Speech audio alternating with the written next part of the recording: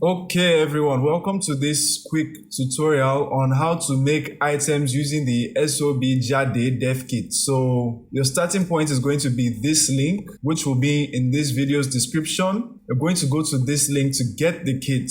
So you're going to get a zip file, which when you unwrap, you're going to see items in this folder. Let me just show you how to do this. All you need to do is press 0 and then you're going to click I want this. And then Gumroad is going to redirect you to where you're going to get the file. Once you download the SOB Jade Devkit file, you're going to go to your Windows Explorer and then you're going to unzip the file with WinRAR or whatever archive extractor that you have, okay? You just need to extract the contents of the zip. It is a .zip file. All right, so here is what the contents look like. All right, so these are the contents of the SOB Jade Devkit. So I have an add-on for Blender. It's called BPSK Maker. Depending on what you want to make, I highly recommend you install this. Then there is an mcg.jpg file. This we use for when we want to make GA items and we want to cover up the parts that are red that can make our items for IMVU flagged as access pass only instead of general audience. Then you have a very important devkit guide, which is open. We'll take a look at that later. Then we have the blend file proper, okay? So let's quickly take a look at this. All right, so this is what the SOB Jade Devkit guide looks like. We're currently on version 1.0, the first version of this devkit. What really concerns you here is this product chart, because if you want to look through the creator's IMVU catalog for the items, you're going to have a tough time, okay? So what concerns you is this product chart where you have the default body, the default top, the default bottom, and then the shapes variants. That you quickly have the IDs here for you, so you're not scrambling through the creator's shop looking for the exact item you need to derive from when you are making your products or importing your products into IMVU. Then we also have some other information to have a look at. You can just go through the guide. It also contains the procedures that we'll be talking about in this tutorial. So once you've made sure that you have the devkit and then you've just taken a glance at the product chart, then you're going to want to open the SOB Jade Devkit blend file. Okay, so I'm just going to select this and then I'm going to press enter. To note, I am using Blender 4.5.3 LTS.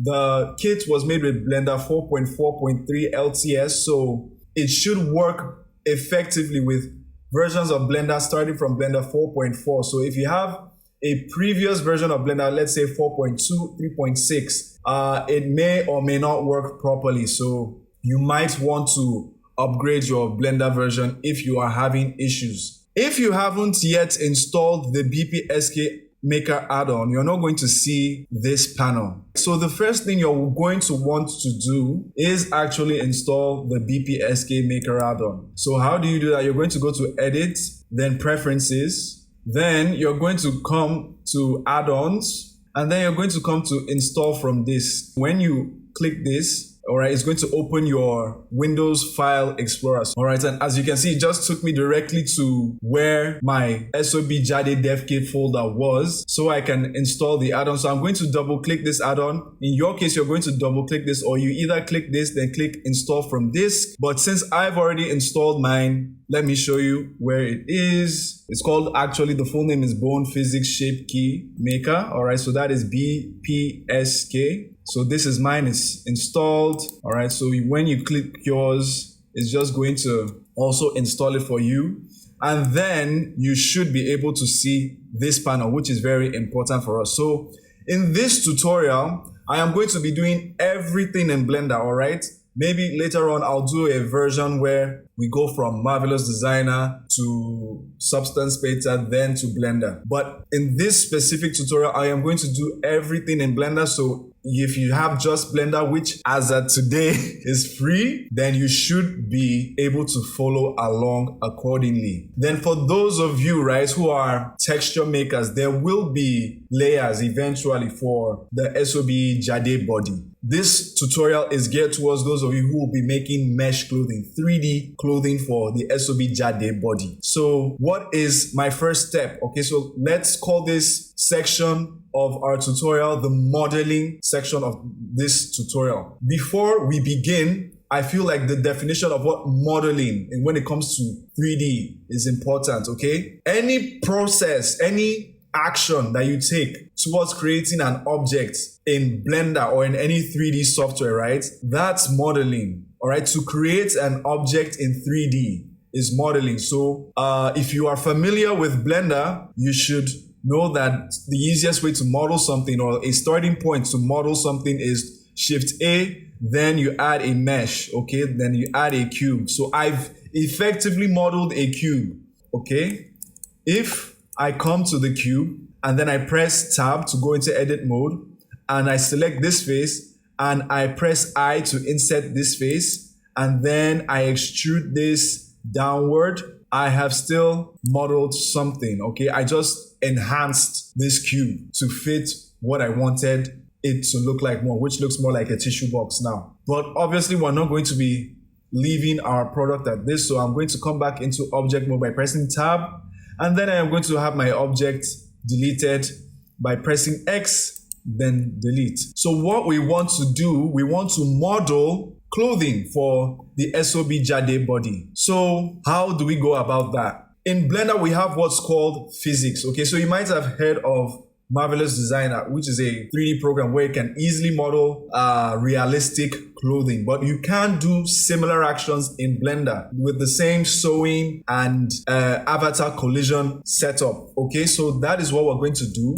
We're going to make what is effectively sewing patterns in Blender directly, and we're also going to sew them onto our avatar's body using cloth physics simulations directly in Blender. So here's the first thing that I am going to do. I am in my front view, all right? In case maybe you've panned around and you don't know your way back, you just need to press 1 on your numeric keypad for those of you with extended keyboards. But if you don't have an extended keyboard, use your emulate num keypad feature in Blender. I'll quickly show you where that is. It's in the same edit preferences, but you come to input and mine is on even though I have a numeric keypad. So emulate numpad in case you do not have a numeric keypad, all right? Then I am going to now to draft my sewing pattern. Let's picture this so that you get the logic behind modeling. A sewing pattern, right, is a drawing on a 2D surface. How do I quickly represent any 2D surface? By adding what's called a plane. So I am going to press Shift plus A, then I am going to go to Mesh, and then I am going to go to Plane. So with my middle mouse button, I am panning around depending on what your settings are. If you haven't customized them, it should be middle mouse button for you. So I'm panning around, and this is what my plane looks like. So I want to convert this plane into a sewing pattern. Now, how do I go about that? I am going to press Tab to go into edit mode with the plane selected and only the plane. In case you're not sure that you have only the plane selected, make sure that this is the only thing that is highlighted in your outliner, or if you're looking at the 3D view, you can come press Alt-A to deselect everything. As you can see, this has been deselected, and then you're going to use either your right click or your left click depending on what you chose when you set up Blender. Mine is the right click, so I'm going to right click with my mouse hovered over the plane object, and there you can see it's selected again. So I am going to press Tab to go into edit mode. All right, then I'm going to press Alt-A to deselect everything. Then now I am going to press Ctrl plus R. Then hover over the middle part of my plane.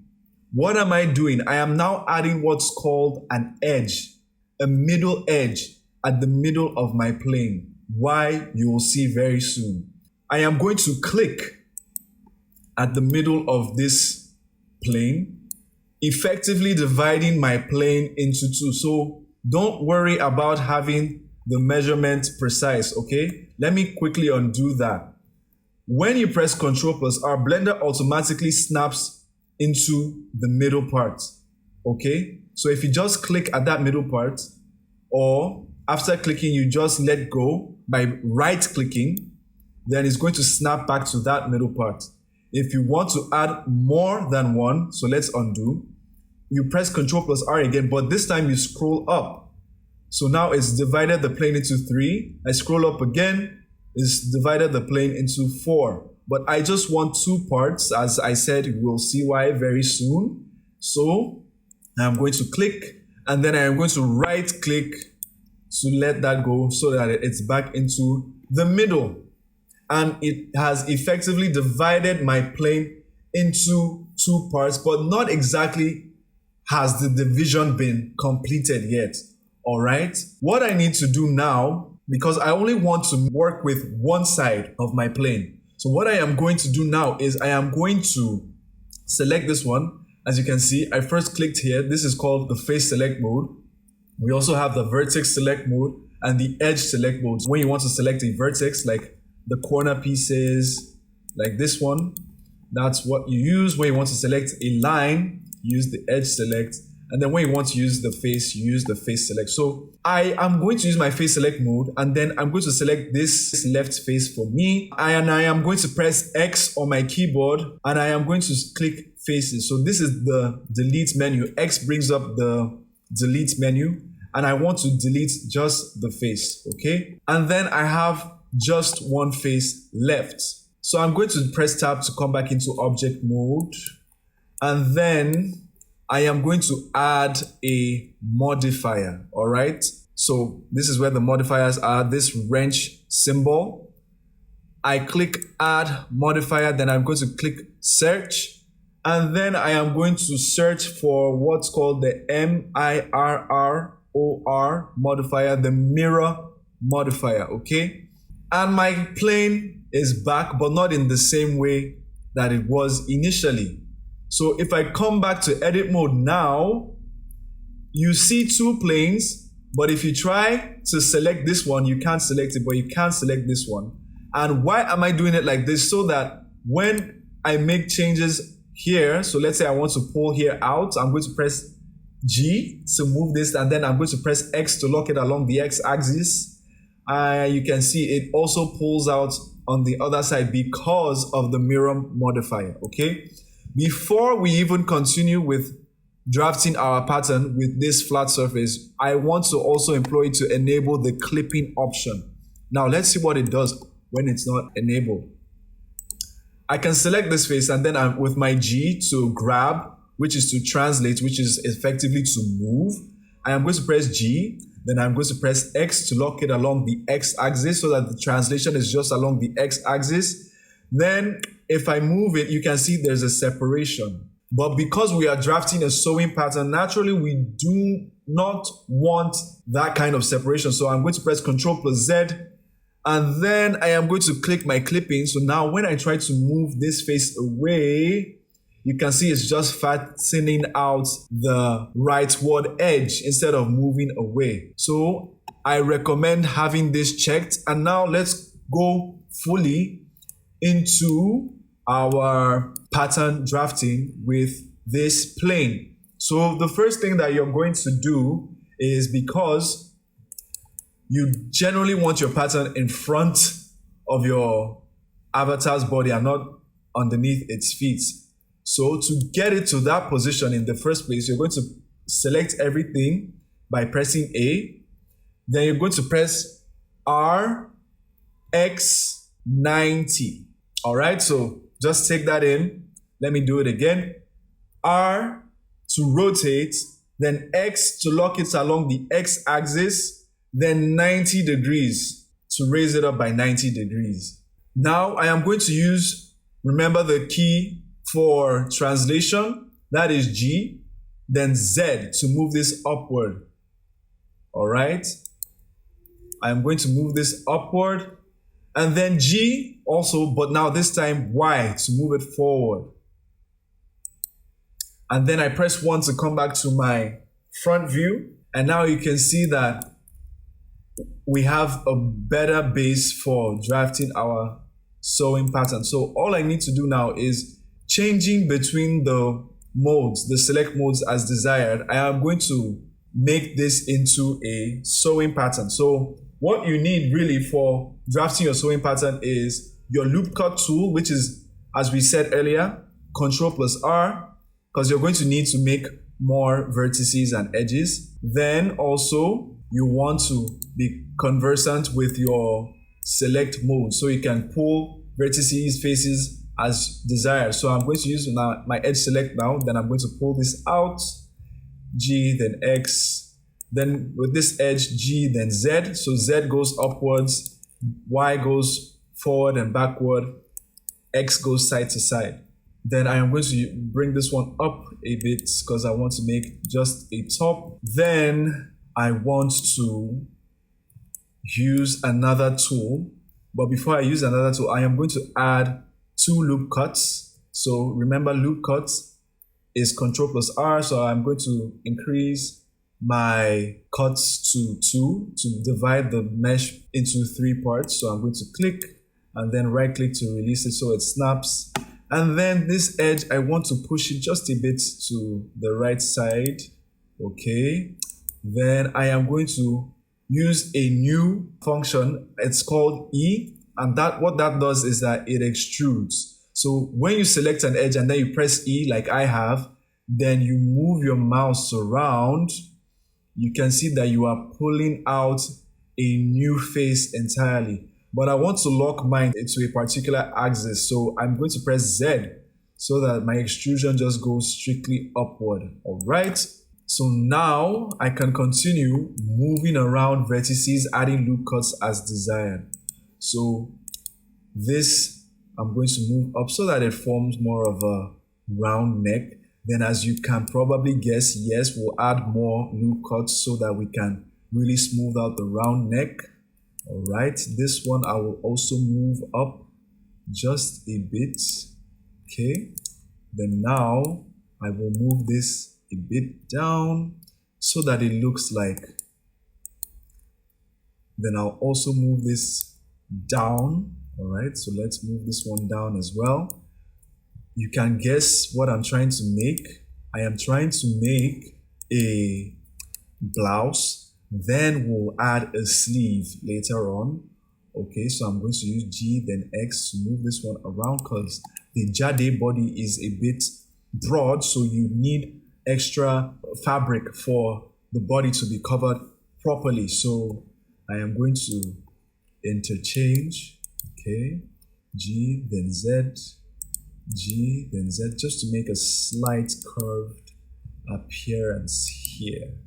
Okay, then now you also want to add loop cuts in the places where you don't necessarily have issues with yet. Okay, because it's the loop cuts that's going to determine how dense your mesh is and how well it's going to wrap around the body. So what I'm trying to say is you're going to need loop cuts here as well. So let me add about 3. All right, and you generally want your boxes looking like squares and less like rectangles. So always have that in mind. Okay, so now I have a basic sleeveless front sewing pattern. So I want to make this wider so that the Jade body is properly covered. So I am going to select everything like I have, pressing A. Then I am going to press S, then X. Now S is to scale, and then you notice that because we scaled it right at the middle, this part now looks squished. But all we need to do now is G, then X to move it so that that place also has some compensation as well. Now, what I need to do is, because this is a shoulder pattern and the Jade body's, the bust is rather large, we need to extend this so that it covers properly. So I'm going to use G, then Z, just a bit more. Then maybe I can raise these just a bit more. G, then Z as well. No, not these. Just this part. G, then Z. Okay. Then this part, I can bring it back down because it needs to go under the arm, this part. So, okay. Then I'm going to use G, then Z here. Then let's move this. So how am I selecting multiple vertices at a time? I come from it, right click. Then all I need to do is shift, then right click again. So G, then Z, G, then Z, G, then Z. All right, so let me bring these down. You also want to make your topology as neat as possible. What do I mean by topology? The arrangement of these vertices and these boxes around the object, okay? You don't want them looking too haphazard. So you can arrange it as you can, G, then Z. You know, if this is your first time doing this, which by the way I'm sounding, I'm assuming that it is, you know, this might seem tedious at first, but with time, you will get used to it. And then I also recommend you get Marvelous Designer, because Marvelous Designer handles this process in roughly seconds if you know what you're doing. So just arrange it, right? Until it looks like a sewing pattern. So I can even come here, select these, just these edges, and even rotate it so that it slants out just a bit. Yeah. And like I said, you also want the topology to rhyme, so I can rotate it with my R and slant these out just a bit as well. All right, so that the lines look parallel. Then also you want to create like an intermediary rotation here as well. Then you're getting there. Effectively, you are getting there. So before you go ahead and start adding more loop cuts manually to define the neck area and other areas that will need defining, let's bring this down just a bit. Just a bit. Let's also move this. All right. So before you start adding manual loop cuts, when you have a topology that already has like a good base, okay, all you need to do is you press A, then you press your W for, if you're not using your right click as a selector, it's going to be the right click to bring up this menu. Then you're going to press subdivide. All right, so that adds loop cuts across all the edges for you, giving you more vertices to work with. So I'm going to come here to really smooth out the neck area. All right, then you can see now here we have a bit of definition. We can add a curve here, and that's to reflect your changes. And now we are ready almost to make the back pattern. So to make the back pattern, we're first going to check something very important, and that's called our normals. So how do we check our normals, and what are our normals? Our normals tell us the direction of the faces of a material. So generally we want our front faces outward. All right, so let me show you. You are going to come to this menu, the mesh edit overlays, then you are going to click on this, display vertex normals. You also have other options, split normals and display normals, period. So this is the one we want. And for your meshes, you generally want these sticking out on the side you want visible. This is the side that's going to be under the front part of the shot. This is going to be the back face. You don't want the normal sticking out from the back face. You want them sticking out from the front face, okay? So now to make our back pattern, we're going to press A to select all the vertices. Then we're going to press Shift plus D. All right, what does Shift plus D do? Is going to duplicate. So if I move my mouse around now, I am going around with a copy of the front face, but I am going to press right click to let that go. Then I am going to move it with G, then Y to the back. Then now, as I said earlier, your normals need to be facing outward, all right, on the parts you want visible. So going by that logic, you can see that this part is wrong, all right, because we want this part to be visible, because this is the part that's going to be visible to the viewer's eyes. So what we can do is we can flip our normals, all right. So still with this back piece selected, I am going to press Alt plus N, and then I am going to click on flip, all right. And now that has given us our back piece properly.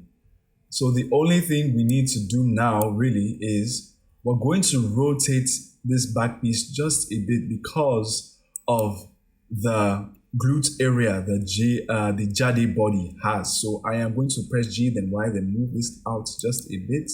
Then I'm going to rotate it so that we are not intersecting the glute area of the Jade body. I am now going to sew these two parts of the mesh together. All right, so how do I do that? I am going to use my edge select, all right, then select these edges. So how do I select multiple edges at once? I'm going to press Alt and then I right click. For me, it's right click. For you, could be left click. So I right click and then these two are automatically selected. Then I move to the back and then I hold now Alt, then Shift to select multiple. So if you select with just Alt, it's going to deselect these ones. All right, so Control Z to undo, Alt, Shift, and then you right click. And now I am going to do a bridging to create my sewing point. So I'm going to press Control plus E, and then I am going to click Bridge Edge Loops. All right, so let's do this here. All right, so Alt to select this edge loop. These are called edge loops. These lines of multiple vertices that are connected, they're called edge loops. Then I am going to do with another one, the back part, and then I am going to press Control plus E, Bridge Edge Loops. All right, and now let us test what that looks like with sewing. So before we sew, we're going to want to delete the faces here, but keep the edges. So just like we did for the edges, we're going to press Alt with our face select this time. Then we're going to press Alt, and then we're going to right click, and then it's going to select all these faces. Then we're going to press X. Now this time, we're going to use only faces. So now you can see how it looks like thread. Then we're going to do the same thing here. Only faces. Let's also raise this back part a bit so that it doesn't intersect with the hind.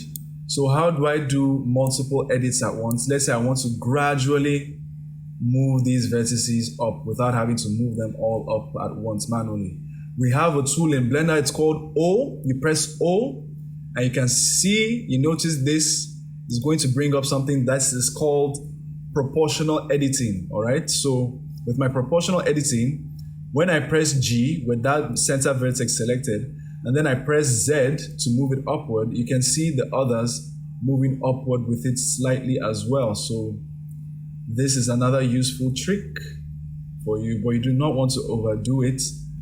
How I increase the effect of the proportional editing is with my scrolling up and my scrolling down. So G, then Z, then let's also touch up this area. All right, so I'm going to scroll down, G, then Z, just a bit, then do maybe around here, G, then Z. Then bring this one back down just a bit. All of this is subjective. This isn't the only way to model, but this is one of the few ways that I recommend. Then, now, we're ready to sew. But before we sew, let's look at something called a material. All right? So I'm going to come to this last circular looking icon, and then I'm going to click it, and then I'm going to click new. So what this does is that it creates a new material for me. So what do materials do? Materials, in the context of IMVU, they're just placeholders for your texture. And they also determine the behavior of said texture. In Blender, materials are more robust in definition. They define the visual feel of your meshes. So how shiny your mesh is, how dark in terms of color your mesh is, how iron-like, how metallic. Okay, you can see these features here: metallic, roughness, index of reflection, alpha, how transparent. And then you also have normal, how bumpy, what kind of scratches are on your material. So that's normal. Okay, so we're going to add a material. We can rename it. Let's call this dress, because we're going to be making a dress actually. This is just the starting point. Let's call this dress. And for IMVU specifically, you're going to do something called indexing. All right, so let's call this material dress_1, because for IMVU we tend to need more than one material. So dress_1, and then I am going to press square brackets open and put a number higher than 39, okay, for just to be safe, higher than 39, 40 for example, and then I close the square bracket. So this is how you name materials for IMVU. This is very important, okay? You have your regular material name. This part, the dress_1, is subjective, but the material ID, I recommend going above 39. Generally above 30 is fine, but 10 and below is risky. 11 to 20 is generally safe, but I wouldn't risk it. So to be safe, 40. And what is the risk you are taking? So from 1 to 10, it could collide with the default materials that IMVU skin components use. So take, for example, your eyes, I think, are on material 3. Your skin is on 7. Your head material is on 2. You don't want anything that's going to conflict with those materials, okay? Definitely you do not want to use 0. So start indexing with numbers from 40. So from 40, 41 down to whatever you like. I think it goes up to 999. You're never going to need 999 materials. Don't worry. It wouldn't even load in IMVU most likely. So now, another thing we can do with our material is, because as you can see, everything is white. Let's call this color white. Everything is white, and we would like to have a bit of a contrast between our object and the Jade body. So what I am going to do now is I am going to scroll down here, all right, and I am going to click on this panel. It's called the viewport display panel, and I am going to click this color, okay? I want to change this color to anything I want. Let's change it to blue. That looks better, don't you agree? So yeah, notice that I did it from the viewport display. Do not, okay? Do not do it from this one, period. Don't do it from this one unless you're going to bake something, which we'll get to later. And even when you want to bake something, there's a way to do it without having to touch this one, because when you do touch this one, it's going to affect your IMVU FBX import. So this one, when we do it like this, it affects just Blender. So now you can easily tell if something is colliding, for example, with the Jade body, which, as I said earlier, we generally want to avoid. So now we've set up a material, we've set up basic sewing patterns. We'll still enhance our sewing patterns in a minute, and you'll see why. And then we've also bridged edge loops and created sewing lines. What's next? Like I mentioned earlier, cloth physics, okay? We need cloth physics. But before we get the cloth physics, when you wear your clothes, here's the logic so you can follow it. When you wear your clothes, what do your clothes rest on? Your body. Your body can support your clothes because your body has friction, okay? And that friction object, in Blender, we call it a collision object. So as you can guess, the Jade body is going to be our collision object. All right? So how do we make this Jade body our collision object? How do we make it an object that Blender can determine that, okay, cloth is meant to rest against it and not just go through it? Because if I run a cloth simulation with this pattern, it's just going to fall to the floor. In fact, it will just keep falling because there's nothing to catch it. And then your PC will probably burn. So Yeah, we want an object that our cloth can rest on, and that is, as you can guess, the Jade body. So what I am going to do now is I am first going to expand this area. This is called a timeline. All right. Then now with the Jade body selected, how did I select the Jade body? Just the same way you selected the plane. It's either right click or left click, depending on how you set up your Blender. So for me, it's right click. I right clicked on the Jade body. Then now what I am going to do is I am going to come to physics. This is the physics properties panel. All right. Then I am going to click on collision. Now, just so we have a brief understanding of what these settings mean. This one you do not need to adjust for the sake of this tutorial. This one concerns particle systems, okay, and that's it doesn't concern this tutorial. Let's leave it at that. Our concern is cloth, not even soft body. All right, this is the only thing that affects soft body. So cloth, right? What I would recommend you bump up is this friction. You bump it up to the max number 80, so that the moment the cloth touches the Jade body, it sticks and we're not needing to replay our simulation, because it works like a real-time movie. We're constantly dropping the cloth against the Jade body to see the best result. It's when we get the best result, we will pause and then apply. Then for damping, I also can recommend you increase the damping. What is damping? Damping is the bounciness of your collision object. So when it's zero damping, your object will act like a trampoline, and then the cloth will keep bouncing up and down against your object, which is what we don't want.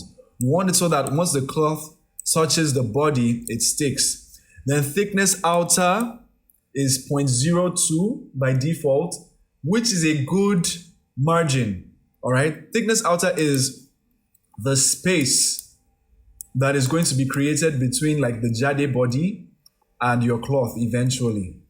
All right. So you'll see how this works eventually when we run the simulation. And lastly, before we get into running the simulation, come to your modifiers for the Jade body.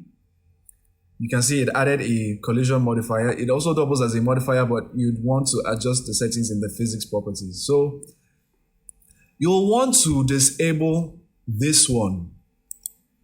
Why? Let me show you. This is the armature. And this is what controls the movements of the Jade body. So if I select this bone, okay, how did I even come here? This was in object mode, right? Control plus tab to go into pose mode so we can adjust the movement of the bones.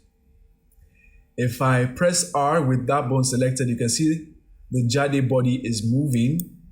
Then if I right click, I let it go. Then also you can now see this kit comes with some test poses for you to test the results of your work, all right?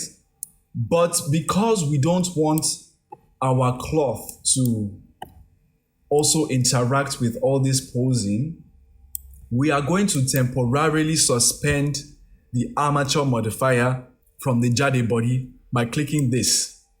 Don't worry about the head, it's not colliding with the head in this tutorial, but if you needed to collide with the head, you're going to also do this.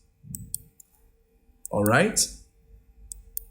So once done with the cloth, always remember to turn that back on so that you're not confused. So let's go back to frame 1 or frame 0. All right? So we have our mirror modifier. Now let's add, in that same physics properties, we're going to add cloth to this upper half of our dress. Now, what do we need for cloth specifically? Nothing much other than we're going to expand the shape option, and then we're going to check sewing. Now, let's see what it gives us. We've enabled the cloth modifier for the cloth. right? And then we've also enabled sewing. What does sewing do is going to pull these together in a sewing form.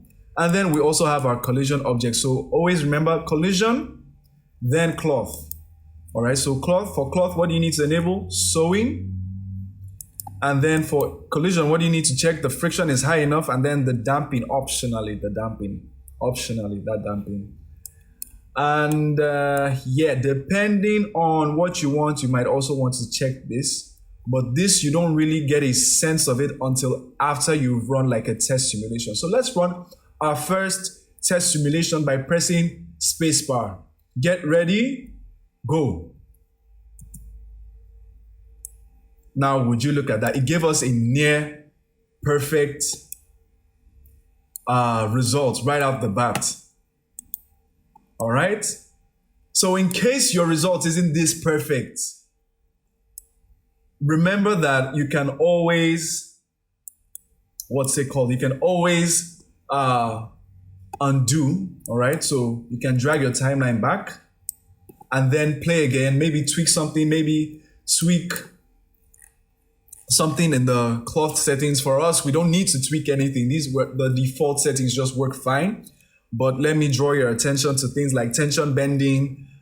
These have their individual meanings and what they represent, but generally the default for what we want, the default settings work fine. All we need to do is just enable sewing, and then also your collision. You can play with the friction and the damping, but for us, once we hit play, it worked well, very well. All right. So now we can apply this as it is, but like I mentioned earlier, we do want to make a dress. So you can sew everything together at once, or you can sew instrumentally. So I'm going to show you the method of sewing progressively so that you're not working too much with many patterns all at once, and then things are going to get messy when you are eventually sewing. So let's first apply this. All right, we're going to first apply, right, the mirror modifier. We need to apply it. And then we also need to apply the cloth modifier, so that now when we return to frame 0 or frame 1, in our case, both are the same, you can see that irrespective of how we move our timeline, the top half of this dress remains the same. So now what I am going to do is to get rid of this blocky effect, okay? It doesn't look nice. I'm going to, with my object, my plane object, it's still called plane for now, we're going to rename it to dress eventually. I'm going to press W, or depending on your select mode, it could be right click. So for me, it's W to press the W shortcut to bring up this menu. And then I'm going to click Shade Smooth. That looks a lot better, doesn't it?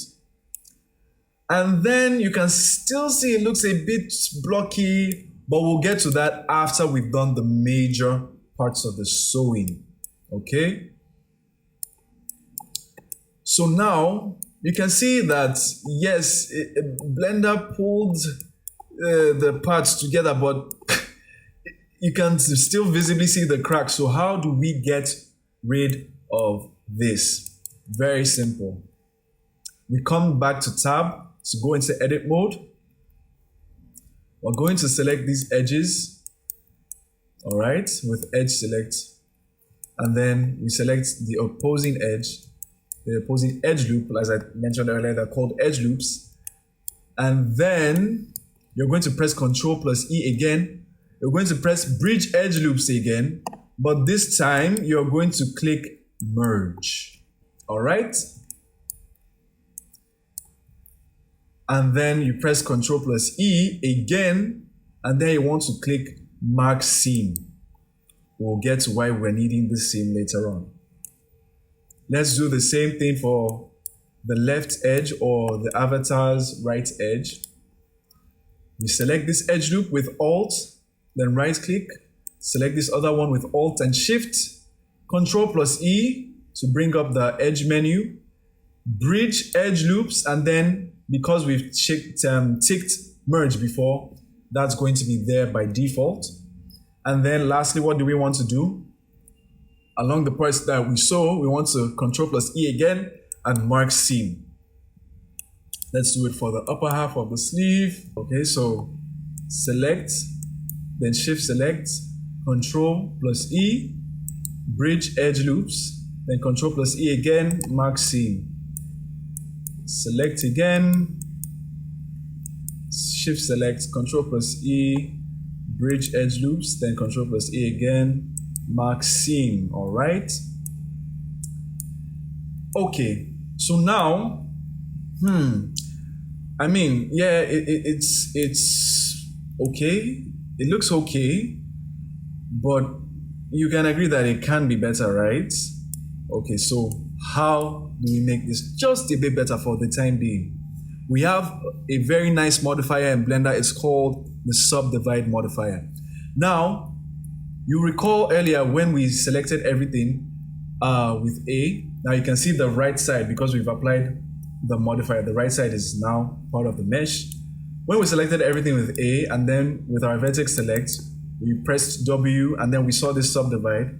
Now if we do that again, I mean, more geometry, quite all right, but not exactly in the way we want. We want a sort of smoothing, right, to go hand in hand with our subdivision.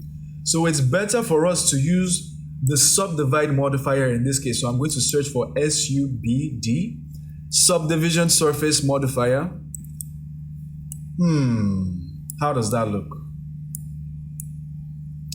Yes, it's clipping, and this is the importance of you actually changing the color early on so you can see clipping easily, and we'll get rid of the clipping issues.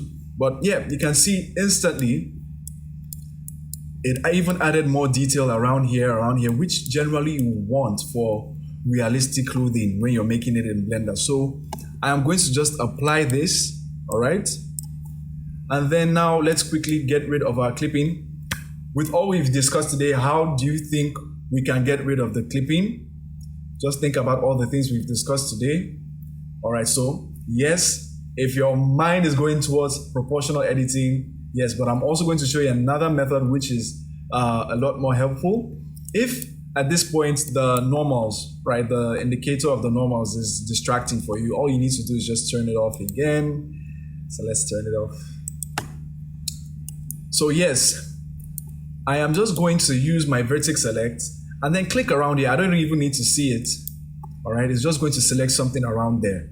And I'm going to press G, then Z to pull that upward. All right, let's do it again. Around it, just click something around it. It's going to pick the nearest vertex to your mouse. G, then Z. Okay. All right, you can continue. Let's do a G, then Y for this one. Then G, then Z. Okay, this is X, X, X.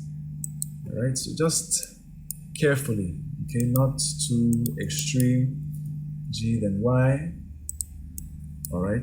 Remember to also use your scroll wheel. All right. So either increase or decrease the effect of the fall off. This is called the fall off. Okay. What else? Just a bit here. Okay. Then also here. But I told you I was going to show you a quick mode. So let's quickly come into sculpting workspace. All right. Another thing you can use is you press G in the sculpting workspace. You press F to increase the brush, and then you can pull it out manually as you wish. All right. That's another method you can explore, but we'll come back to layout and do all of ours directly in edit mode. So I'm using G, then Y, then maybe this error I'll use G, then X. So all this, as you can see, is subjective. Some of you might not even need to do the proportional editing. All right, so you just come G, then X. So you look around to see if there's any more clipping. If you do not like this bump, as I'm sure some of you are looking at it, you all can come back to sculpting. but this time you press S, all right, and then you just smooth that area out. All right, but let's leave mine for now. You know what, I'll smooth mine out. I'll smooth mine out, okay. Okay, yeah, just a bit. So S is your smooth brush. So we have the top half of our dress. Let's even round out the neck more. So we can round out the neck more. G, then X. Just pull out the neck just a bit more. Make it a bit rounder. Make this neck part a bit rounder.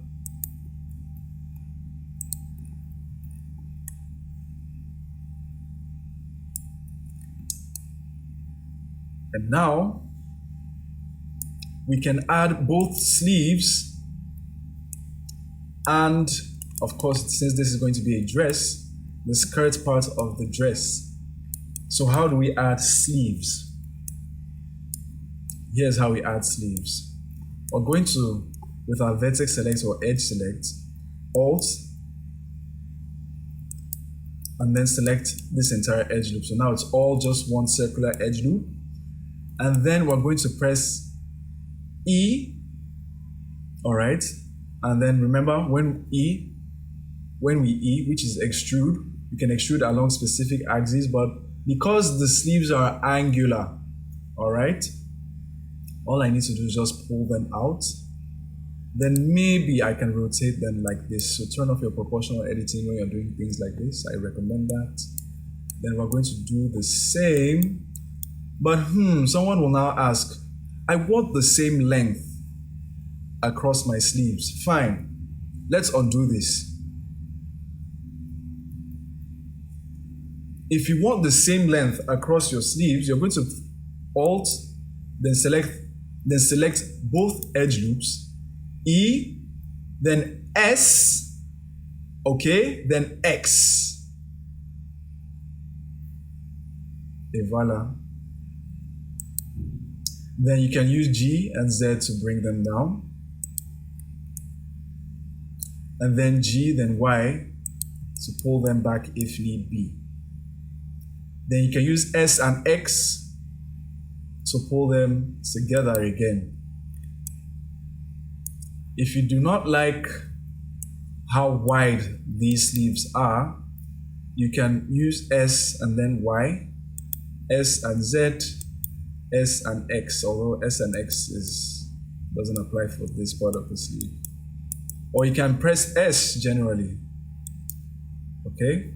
So if we want to scale both of our sleeves at the same time down, we're going to select both edge loops, but this time, here's a new trick you can use so you can scale things individually at the same time. You're going to press the period key on your keyboard, not the one on your numpad, on your main keyboard beside the backslash for those of you using English keyboards.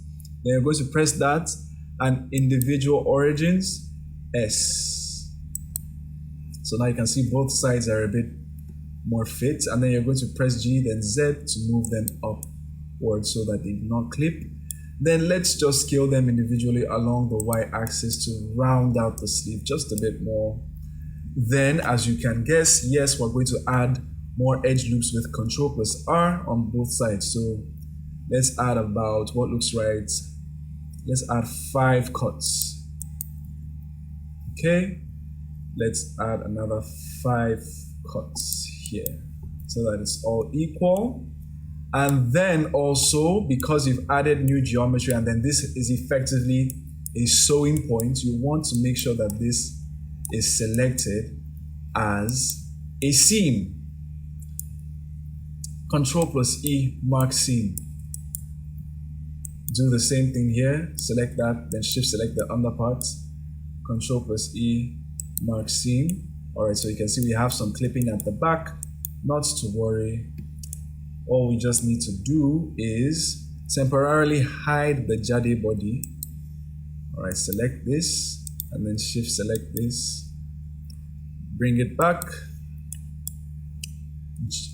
Bring back our proportional editing with O, G, then Z. Then also we can do G, then Y.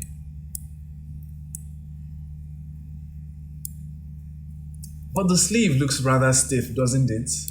Yes, we're going to do another cloth simulation. All right. Then let's also do something for the dress.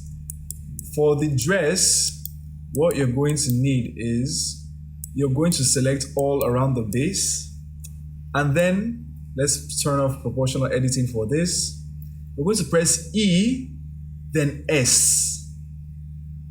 So it extrudes radially. And then, as you can guess, yes, it'll fall down and form a dress. So try and gauge the,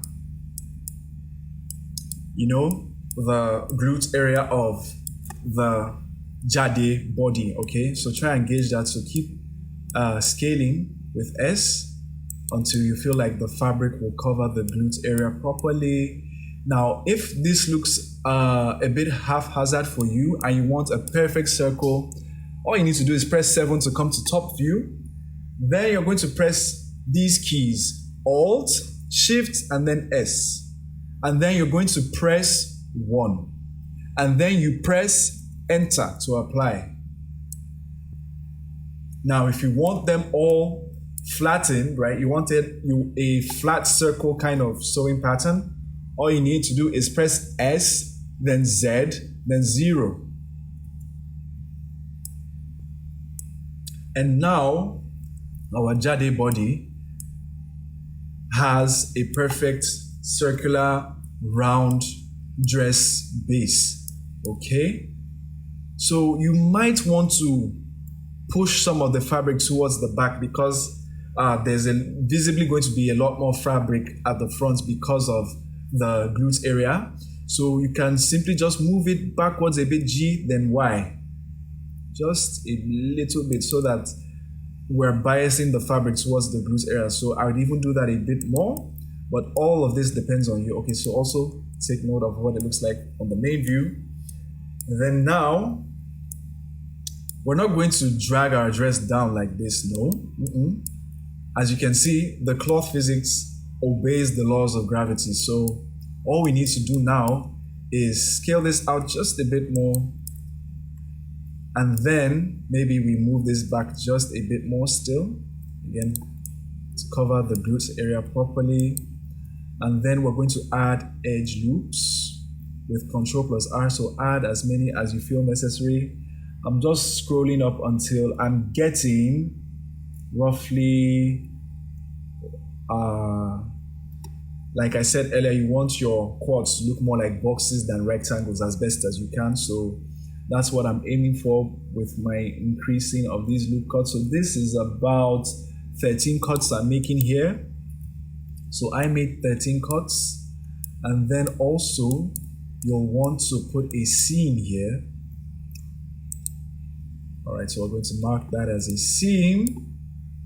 And then we're also going to mark these places as seams. So yes, even this part of the top of the sleeves, you want these parts as seams. So just make sure everything is selected, Ctrl+E, mark seam. Let's do it on this part again, Ctrl+E, mark seam. And now all we need to do is run another cloth simulation. So remember where it is, physics, cloth, and we're not sewing anything again. We just want gravity to work on this. So let's play and see. Look how nice that looks. Look how nice this looks.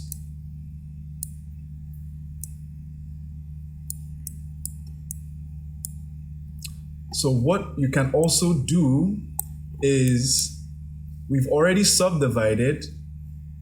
So you can either subdivide before or after your cloth simulation. So let's drag it before and see what it gives us.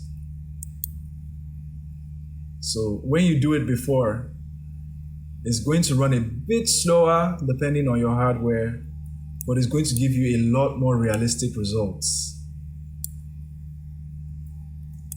All right, so there's a setting that I need to introduce you to when it comes to cloth simulations, and that's called self-collision. So let's bring this back, and then let's come back to our cloth physics properties. You're going to see it here under collisions, and then you want to enable self-collisions, and generally you want the distance as low as possible. So I press 0, but that's going to default to 0.01. All right, so let's play that again. And with self-collision, it's going to run even much more slower.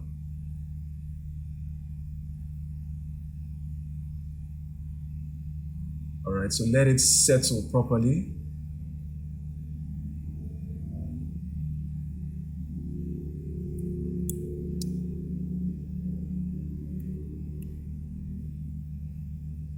So you can see 0 will still produce some clipping. So let's bring this back.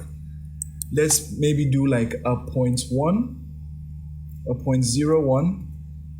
All right, so play again.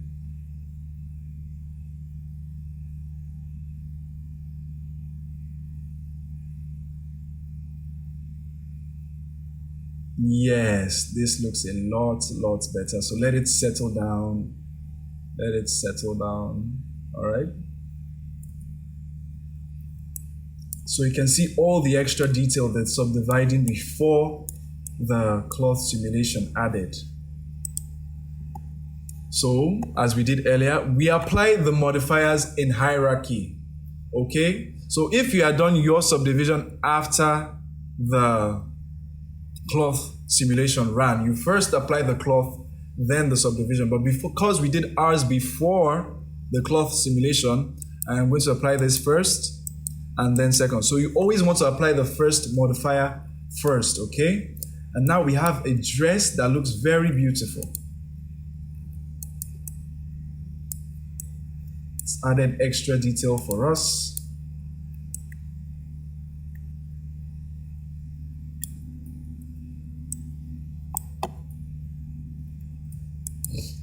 And you would agree now that your dress is done. Okay?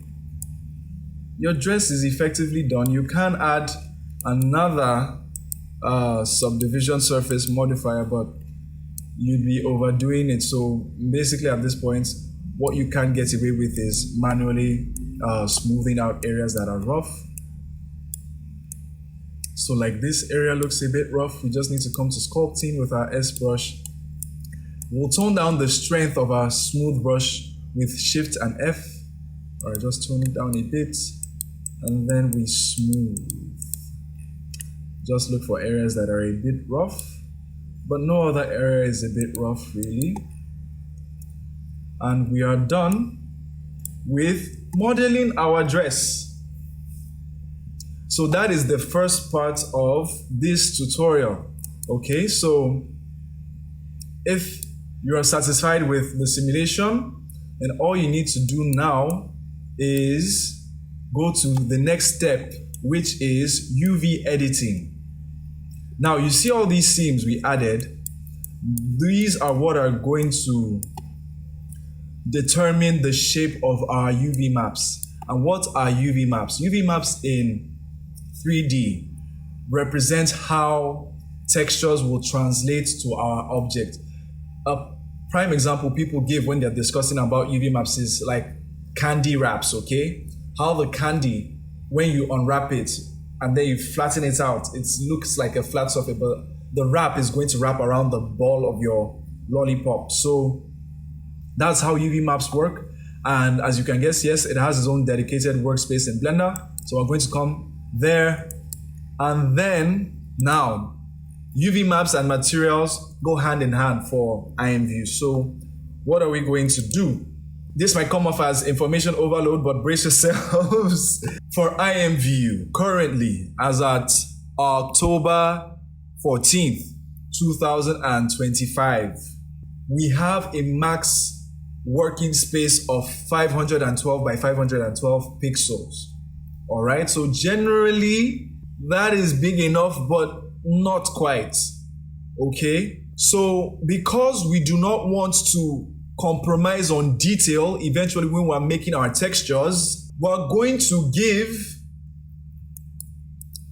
each part, right, each sewing pattern its own material, giving us 6 materials to work with in IMVU. All right? And that is mainly because of the 512 by 512 working space that we have max. Because if you want to use like a 1024 or a 2K texture, which is 2048 square pixels, IMVU will still compress that probably to even a 256, which is the worst thing you want to see on your product. So we have a max 512, and the 512 is even IMVU Studio. For classic, it's still 256 by 512, rectangular even. That's the max. Or you could also do a 256 by 256. So what are we going to do? This is where that 1 comes in. That's why I called it _1. Because we are going to have multiple materials on this dress. So how do I add another material? I'm going to plus, and then I am going to add dress _2, and like I said, numbers starting from 40. So this one is going to be indexed with 41. Remember to index your materials. It is very important for IMVU. But how do I put something on material 2? All I need to do is with my face select, all right, I hover over the part that I want assigned to the material, and then I press L and assign. It's that easy. So we can also give it a different viewport display color. So let's do the same thing again before we start the UV unwrapping proper. So here's how it works generally. You can afford to have these two on the same space, given that it's a 512. 512s by 512 aren't generally that small, but for proper HD textures, especially when we're going to do patterns or we're going to have like inscriptions on the texture, it's not just going to be shading or like a shadow map. Generally give each island its own texture, but for the sleeves, they definitely can go on the same material, okay? So let's add 3 other materials, dress _3,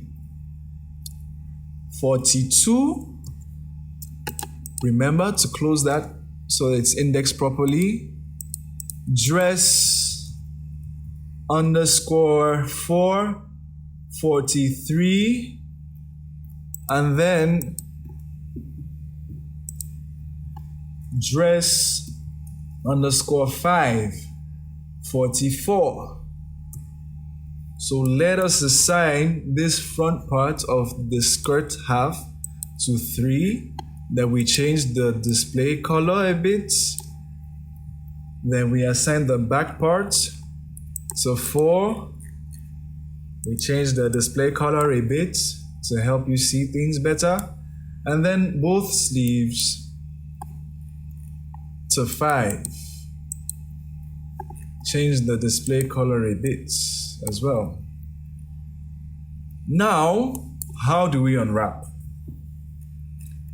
All you need to do is, after you've assigned everything to its respective material, all you need to do is you come to select, and then so it selects just all the faces in that material. Make sure you're doing this with face select on, okay?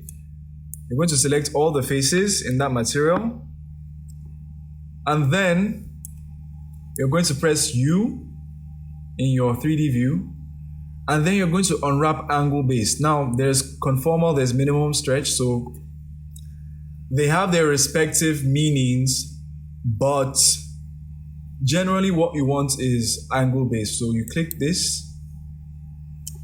All right, so let's look at what the other ones are just for to satiate our curiosities in that regard. So conformal, this is what conformal looks like. Not the best for our situation. And then this is what minimum stretch looks like. All right, so minimum stretch can even work for our situation in this case, but at times it doesn't. Okay, so let's compare both angle-based and minimum stretched. So they're giving similar results. So when in doubt, I recommend generally you go for angle-based.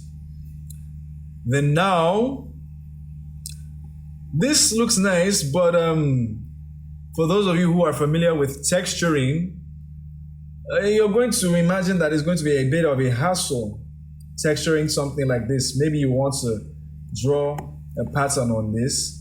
You definitely prefer to have it in a way that you can easily write something upward without having to rotate your 2D workspace.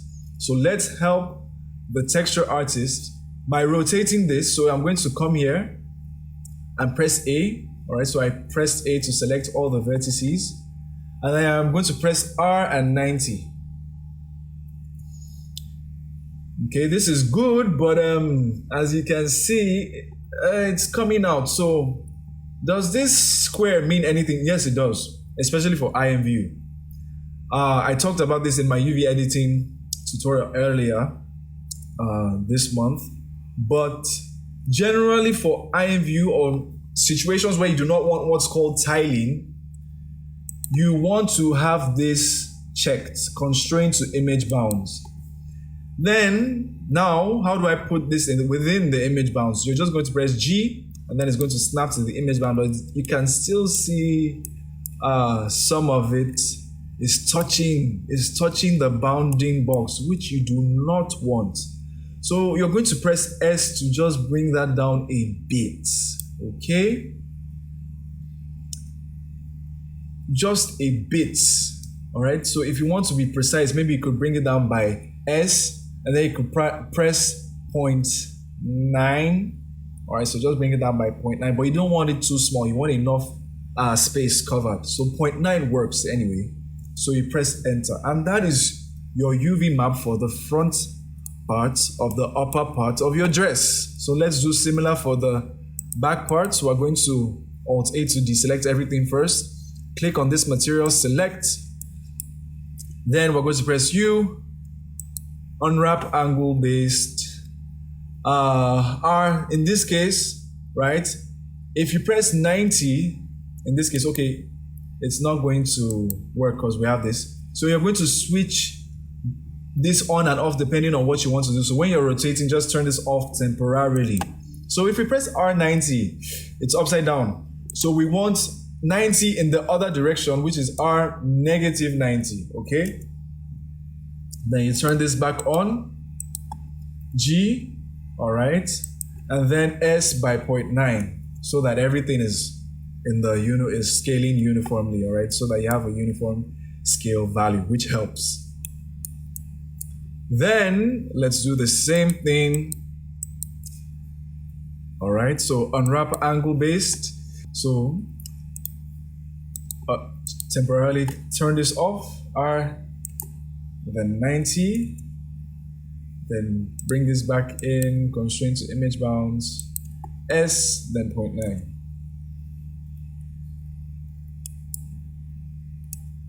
All right. Let's also do for this part, unwrap angle based. We're going to do, turn this off, R90, R90,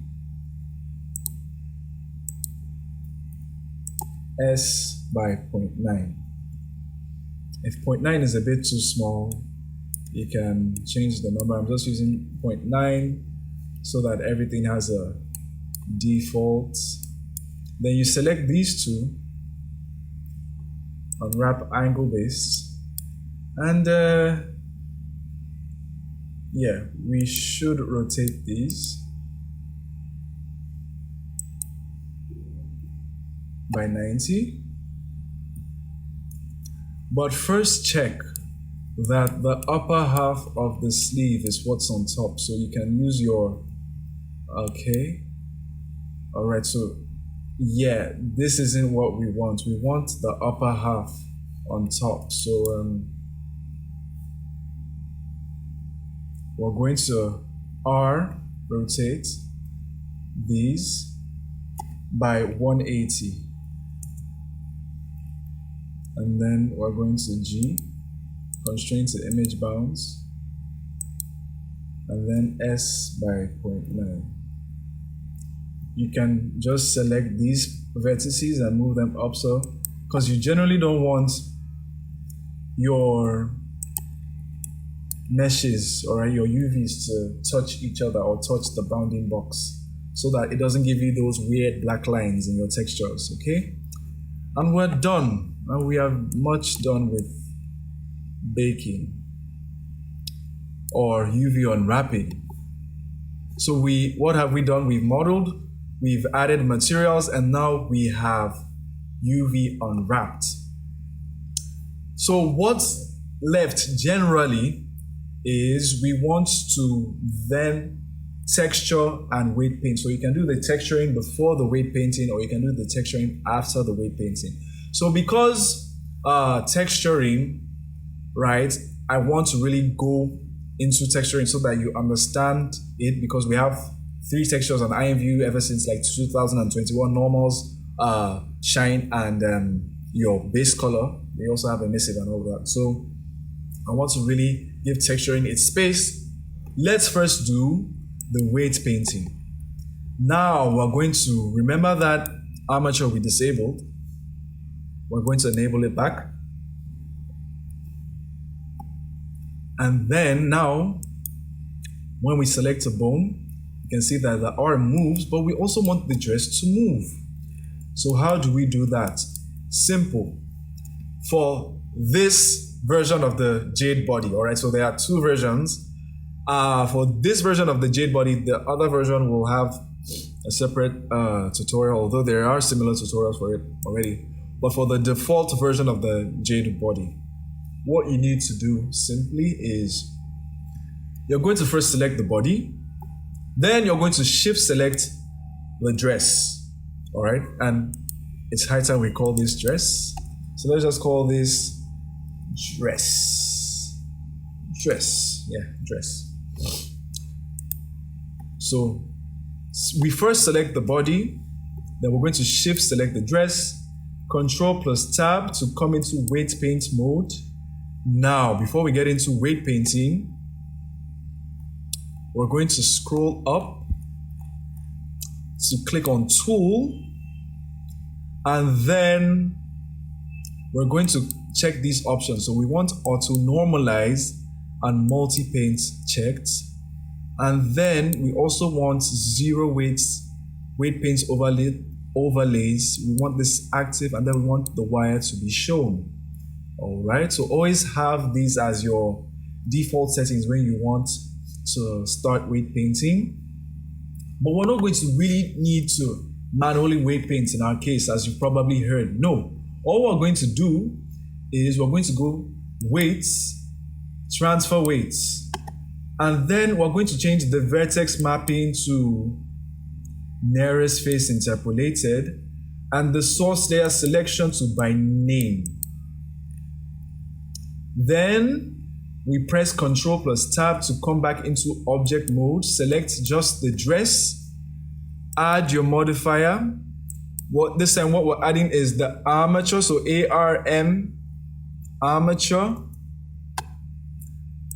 And then we're going to use this one.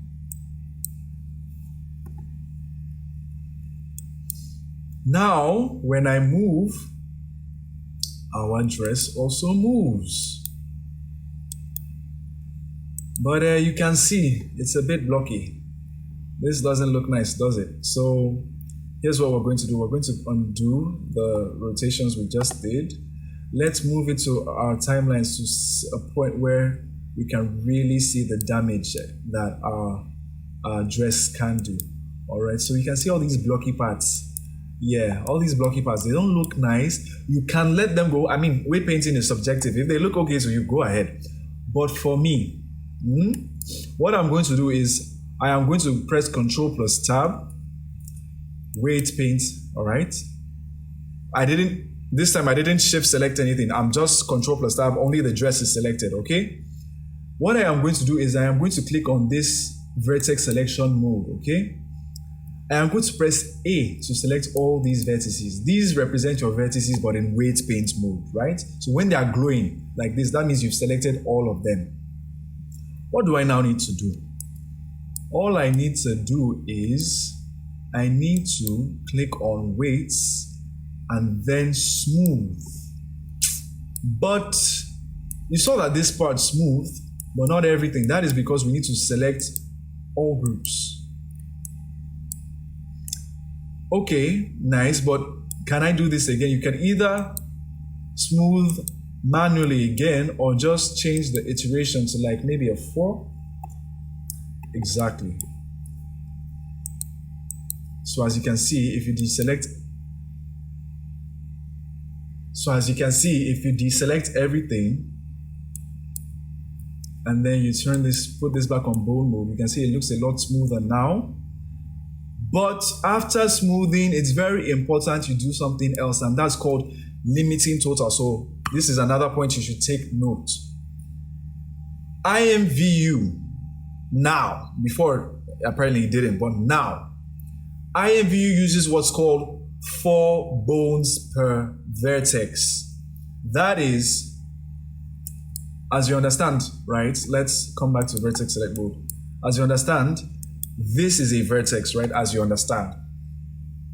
So by IMVU's current standards, only 4 bones can have weights on this vertex. So that's what 4 bones per vertex means.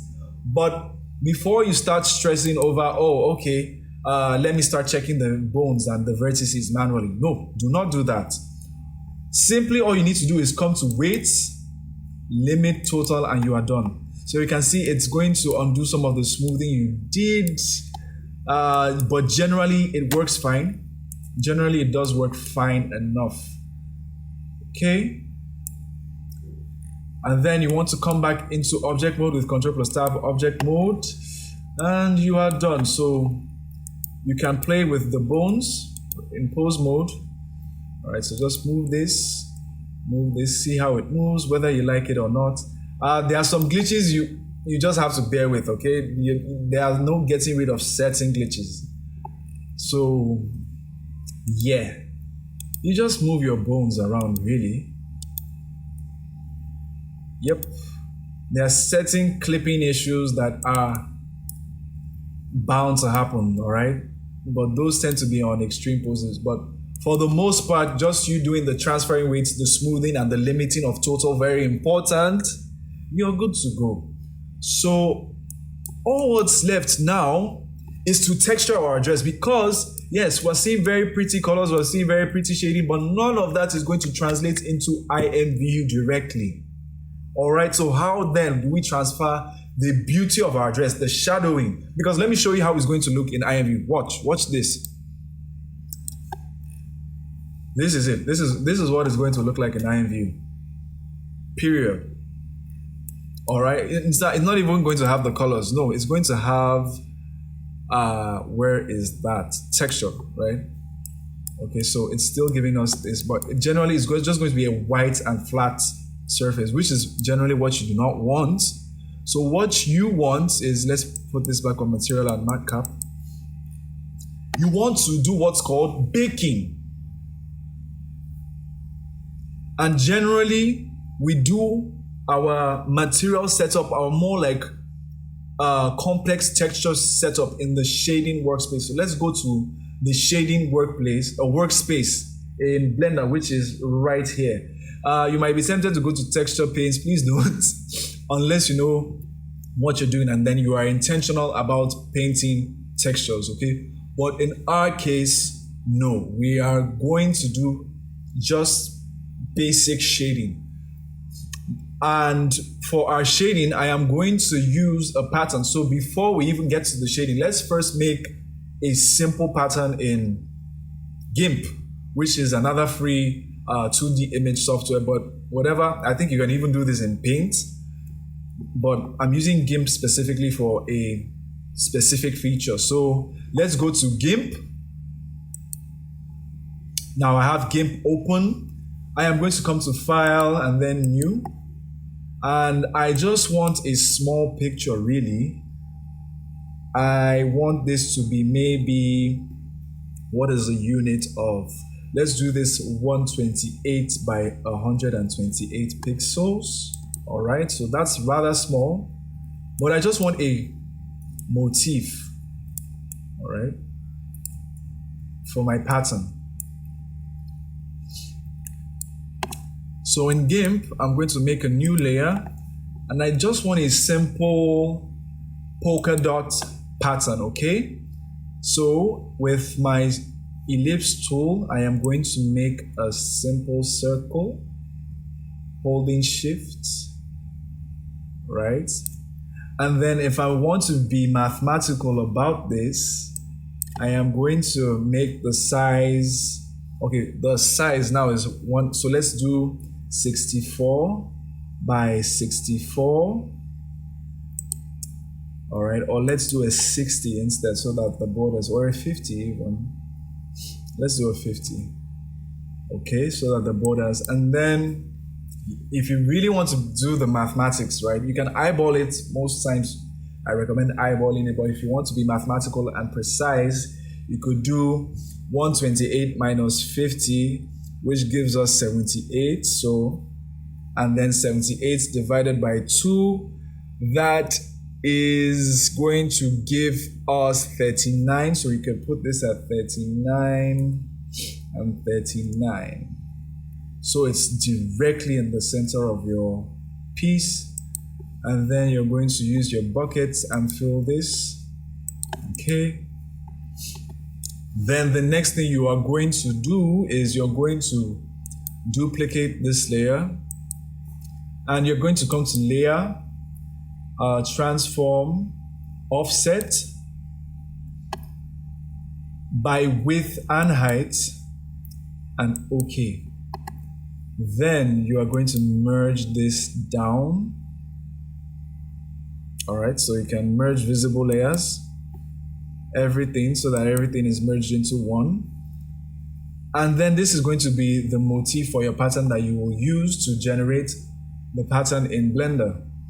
So now what I'm going to do is I am going to export this as an image, and then I'm going to import this in Blender when we're doing our baking. All right, so now we're back in Blender. What we're going to do is we're going to come to the shading workspace. All right, so now that we're in the shading workspace, here's what we're going to do. What is baking? Baking is going to capture the lighting around your object onto a 2D reference, okay? So let's do a quick bake so I can show you what that looks like. As you can see, with this kit, there aren't any lights, so we're going to set up our own lights, or rather, we're going to use a different method. So to really get the true feel of what your dress should look like after baking, we're going to come into the rendered preview mode. So you can see everything is dark. By default, this should be on Eevee. So let's change this to cycles because we can only bake in cycles. And then for those of you with GPUs, please switch to GPU method. So you can see everything is dark. All right, and we don't want this for our dress. So before we even think of baking, we should set up what's called a lighting system or an environment texture. Now, environments are the principle behind baking in software like Substance Painter, okay? So in our case, I've baked with lights in previous tutorials. So this time around, let's use environment texture. So how do we set up environment textures? I made a very simple environment texture earlier. I'll have that in the description. Let me put this in my folder. All right, so if I refresh this folder here, All right, okay, it's not loading anything. Let me see. Okay, it's not loading it directly. So I'll just drag the environment section. But before I do that, I'm going to change this from object to world.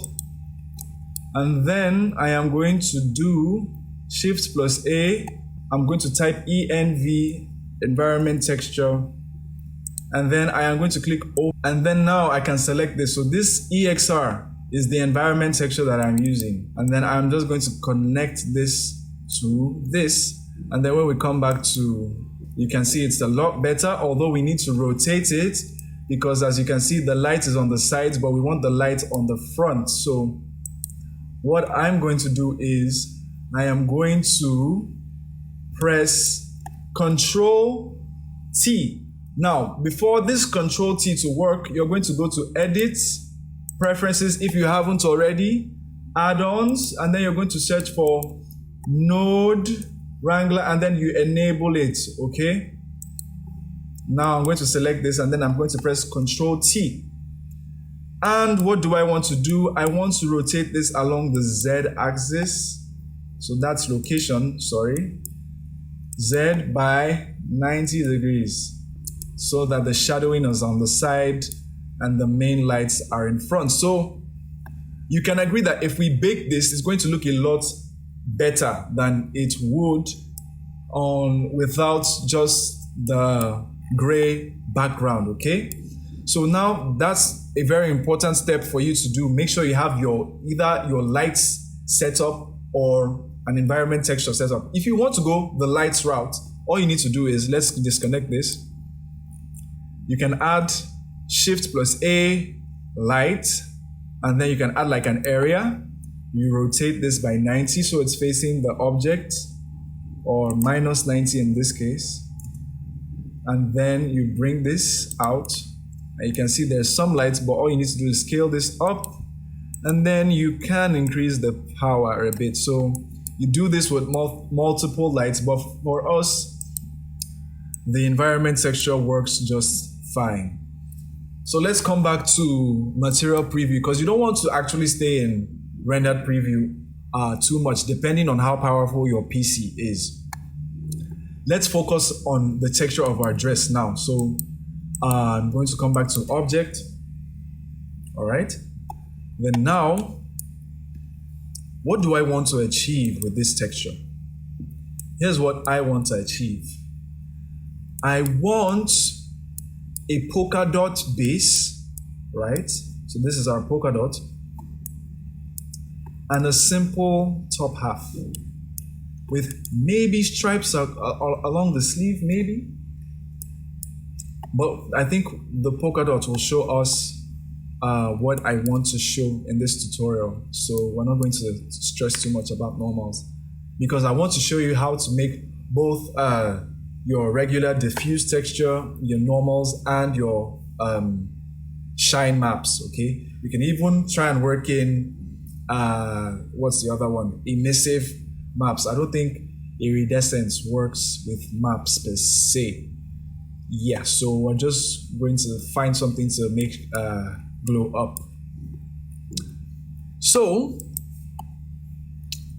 here's the simple way of making textures. As I told you earlier, avoid, this is this, by the way. So avoid changing this color directly. You can, nothing is stopping you, but avoid changing it directly, right? Let's say I want a dress that's red at the top and then polka dot pattern, maybe like a blue and something, all right? What I recommend is you do Shift A, then you're going to look for an image texture, and then you create new, and then you get the color from here. So you can then set the color of the image to what you want. But because, let's say we want to actually change these colors in real time, what works better is changing it from here, but you can undo it after you've baked your texture. So that's what we're going to do instead. All right. So let's delete this image texture for now. So let's make here red. I tend to avoid red. So let's do like an orange, okay?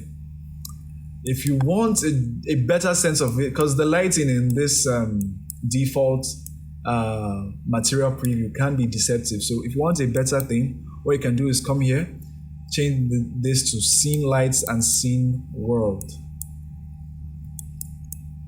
All right. So it looks a bit rubbery. That is because of the roughness. So you want to increase the roughness.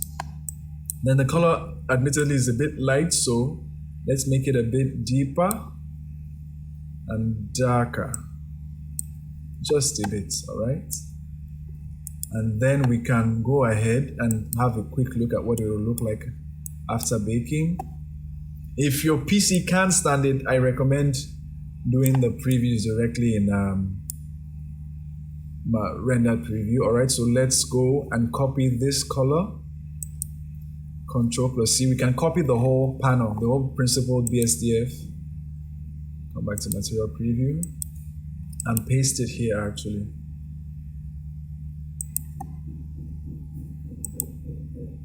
Exactly, and just delete this one and do it for the back.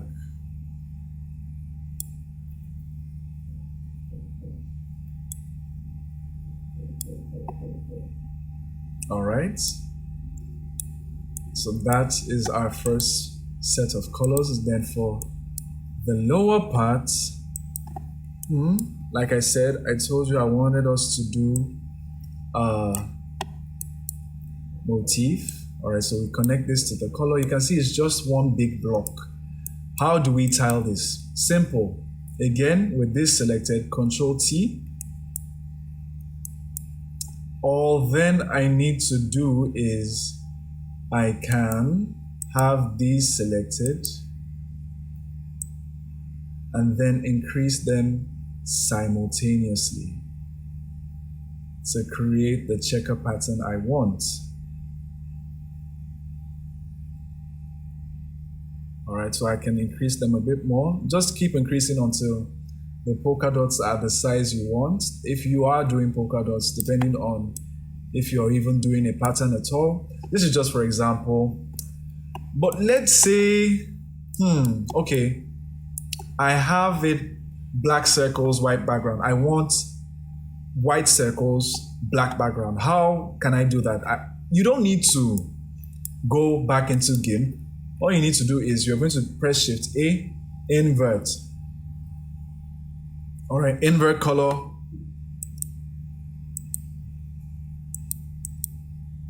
And then it does that automatically for you directly in Blender. But then again, I don't exactly like black and white. I mean, how does orange go with black and white? Well, directly in Blender as well, provided you have a black and white base, you can also have whatever colors you want. So how do we then do this? Simple. We have another node. It's called color ramp. So you search for color ramp, C-O-L-O-R. So there are many color related nodes, so be careful. So the one we're looking for is color ramp. Okay, you connected it in between these two. It's still black and white. That's because you haven't changed the colors yet. So notice what happens when I change the white of this. Exactly. And then if I change the black of this,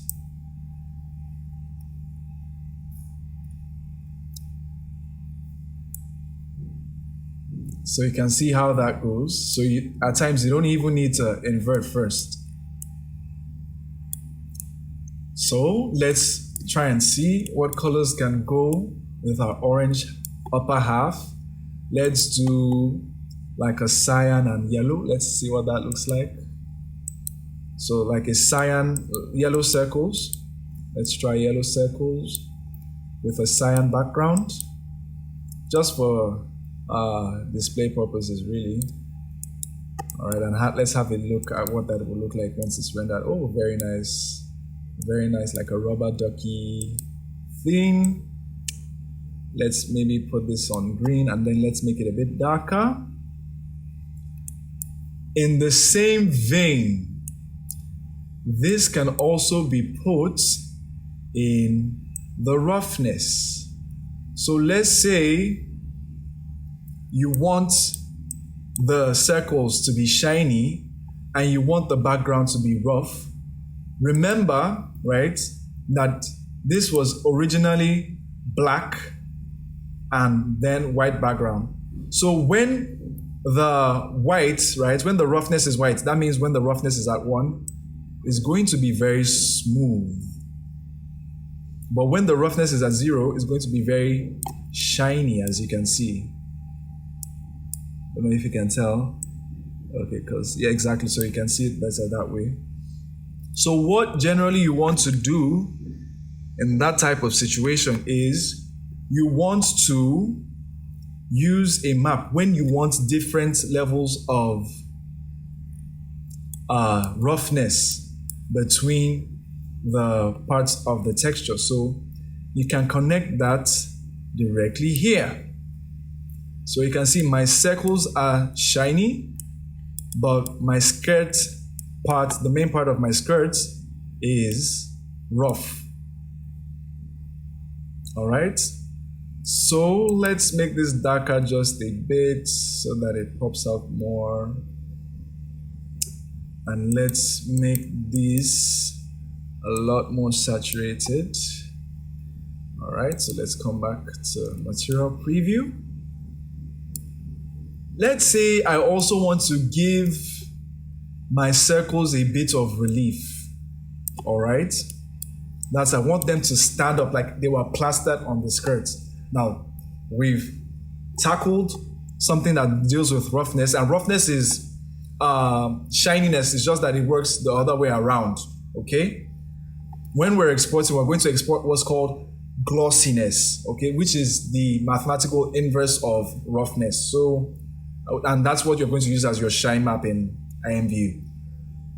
So now, I want my circles to look like they were plastered and not that they were part of the original pattern. How do I do that? I'm going to connect this first to normal. All right. But as you can see, it looks off. That's because normals require a purple map. But I don't have a way of generating that purple map. I can in GIMP, but I want to do that directly in Blender. And how do I do that? I'm going to press Shift A again, and I am going to go to Bump, B-U-M-P. And then I'm going to place it between the two. And then I am going to just connect this to the height. Let's look at it in 3D. You would see the difference a bit more. If we increase the strength, you'd notice it more. Exactly. So you can see it looks a lot more plastered now. You can even go overboard, make the strength 100, but don't go too overboard. And now, all what we need to do is copy all of this. All right, just drag across and select everything, Control C. And then we're going to delete these ones. And then we paste Control V.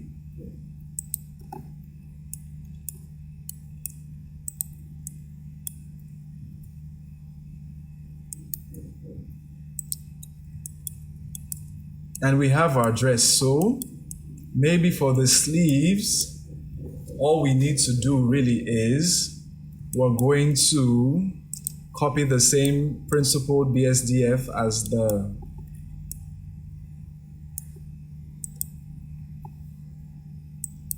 the shirt. We'll delete this one, paste this one, and then we connect. And now we're ready to bake. So let's look at a final preview in the rendered preview mode. So this is what it's going to look like after we bake. Now, before we bake, there are some things we need to check. We need to check that this is enabled, bake is enabled. All right. Then we're going to bake glossy, normal, and combined. All right. So combined is we're actually meant to bake diffuse, but because most of the time there are lots of shadowless rooms in IMVU, right? And your clothes would look very flat. Even with the rooms with lights, the shaders aren't so impeccable, okay? So naturally, what ideally we should be baking is diffuse, but because of how the IMVU ecosystem works and what generally products are expected to look like in IMVU, we're baking a combined, which is going to put like the shadowing around our texture. So let's first bake our combined textures, which will serve as our diffuse, okay? But before we do that, do we want to add an emissive? Okay, let's see. What we can do for an emissive is we can make just for display purposes, okay? Because if you want to bake an emissive, I think it's here. Emit, yeah, this is what you bake. So realistically, we do not want that, but should you want to bake that, right? Let's go back to this. All you need to do is connect this to, you expand this so that it affects the strength. All right, so you can see now it's all shiny. And then for the color of the emissive, so that it has yellow lights and not white lights, you're just going to connect this to the color. And now it looks like a Halloween lantern kind of thing. All right, so you know what? Maybe I'd make 2 versions of this, maybe. All right, so let's undo this. Let's bake the regular version first. All right. So now, when we're baking the regular version, when we're baking generally, what you want is you're going to, per material, you're going to go Shift A, image texture. Just keep it, you're not connecting it to anything, new, and then 512 by 512. When you do a 1024, as I stated earlier, you're wasting your time. IMVU is going to squash that probably to even 256. So even the 512, right, we're only doing it because we're using IMVU Studio now.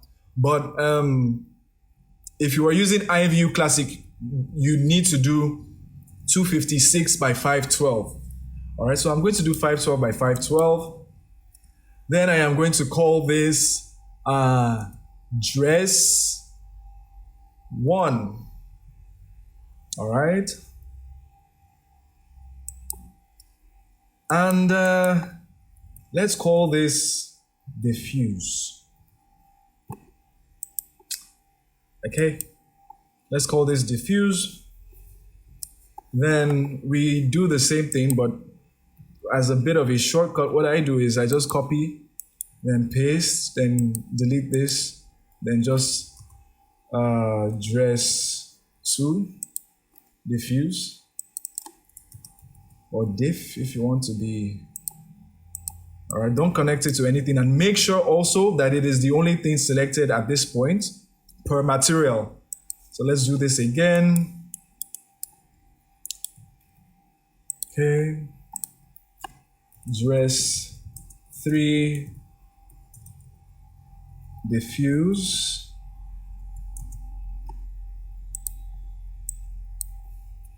Again, dress 4, diffuse. And remember, we only have so many materials because we want the best quality. All right, so, and let's do the last one. Dress 5, diffuse. And lastly, what you're going to do is you're going to come to render. And then you're going to come, there's this, make sure you're on GPU computer if you have a GPU. And then you're just going to, first of all, change this to extend. You can bring this down to 8, but 16 works well. Let's bring it back down to 8 so that the borders aren't bleeding too much. and then we bake. All right, so you have to have the object selected. So that's what this error means, no valid selected object. So you have to first select the object, and then you click bake. It might take a while depending on your PC strength. All right, it's going to bake 5 times for 5 different material textures. And now you can see our image textures. All right, so you can just come here and navigate through here. You can see what our textures look like. They look a lot better than they would, at least for a starting point. You can see all the detail in the skirt.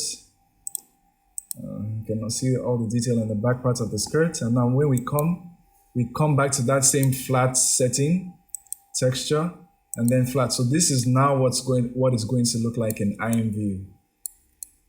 This is what it's going to look like in IMVU. All right. With just the default combined texture. So these are the combined that we'll use as our diffuse. So what you want to do now is you want to go ahead and come back to shading, and you want to save these textures. So you're going to start from diffuse 1. All right, with it selected, you're going to press Alt S. Okay, so you can use the default compression. That's fine. It's not going to do too much damage. These settings are fine. Also, yes, you can work with PNG, although PNG does tend to be a bit heavier. You want the best possible quality with the lowest file size generally. So you can go with JPG, but let's just, for the purpose of this tutorial, go ahead with PNG. Let's do this again with Dress 2. Dress 3. Dress 4. And then Dress 5.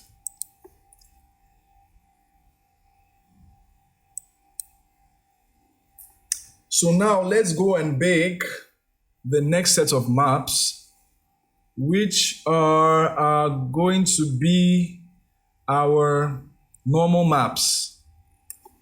For the shirt, we didn't do much with the normal, so baking normals for the shirt part would be a waste of time. But we do have normals for the lower half. So what we're going to do is we're going to delete this image and then add a new image. We're going to call this one Dress 1 Normal. All right, then we're going to do same for the other material. So Dress 2 Normal.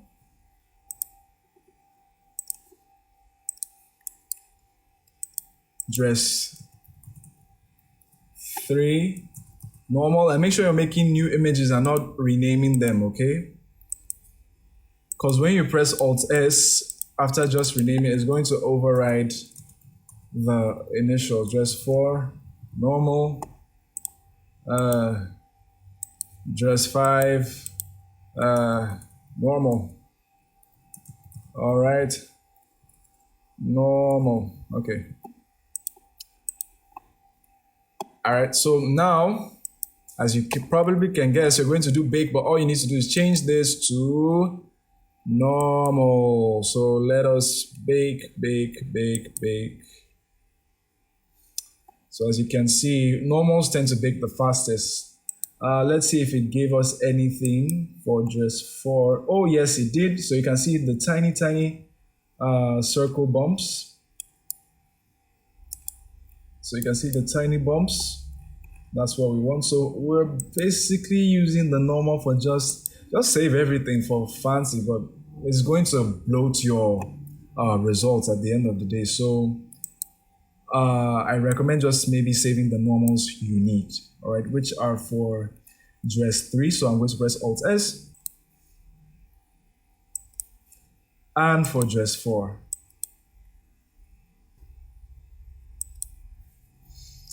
All right, so but in case you had some form of texturing that required normal maps on your upper half, go ahead and save those, but I don't want to bloat my project.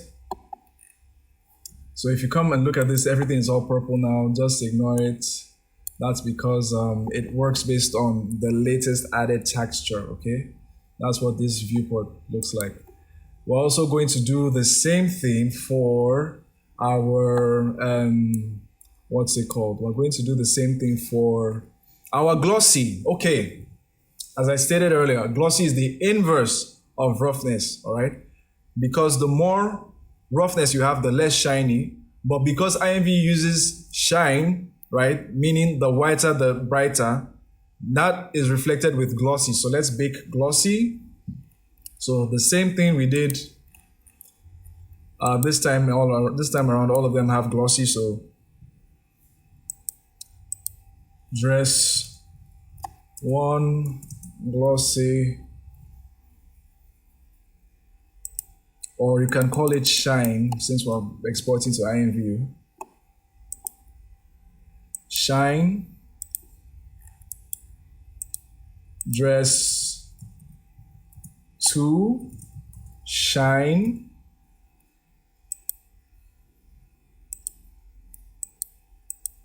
dress 3, shine,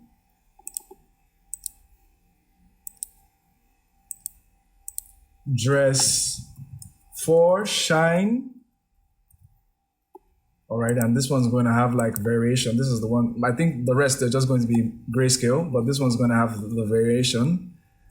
And then dress 5, shine. All right. And then, as you can guess, come to bake, we change this to glossy and we bake.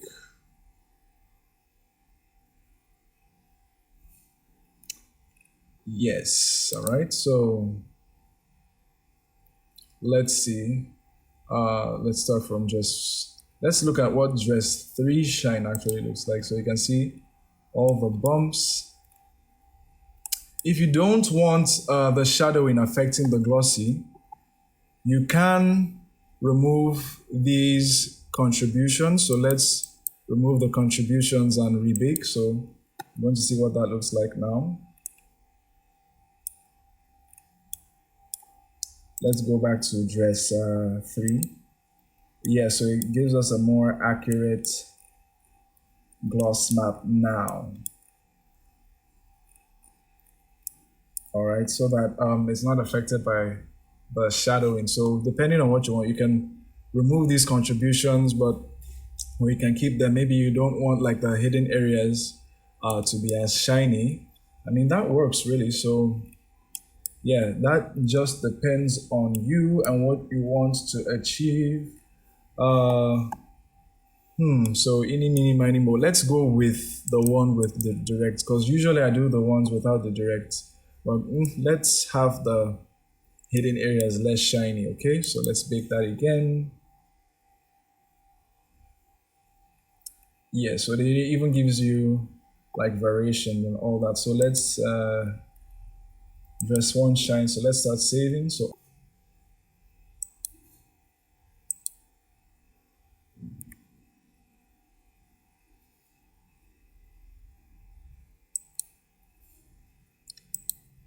Alt S, the shine.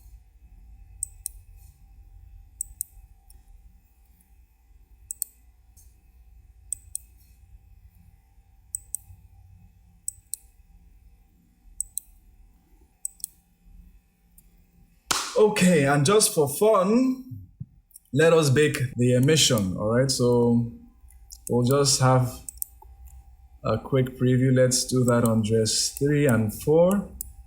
So like I stated earlier, I'm going to first connect this to my emission strength and this to my emission color.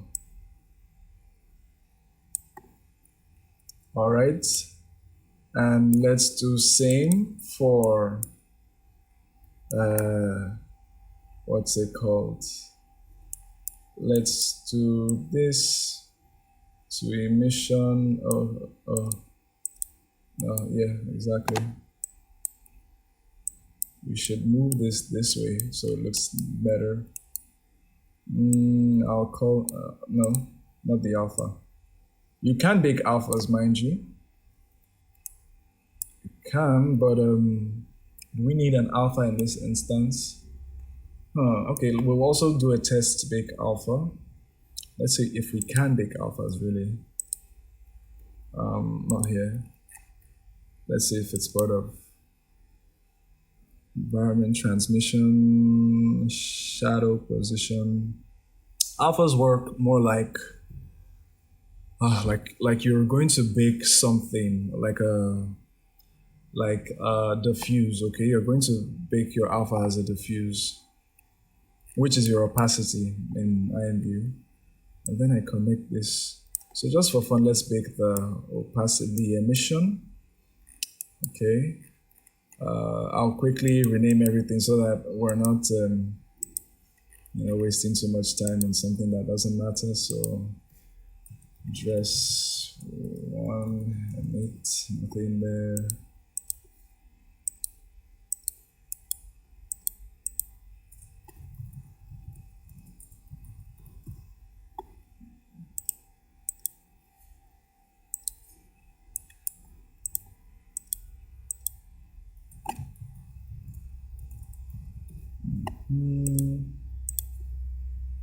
This is where we need it.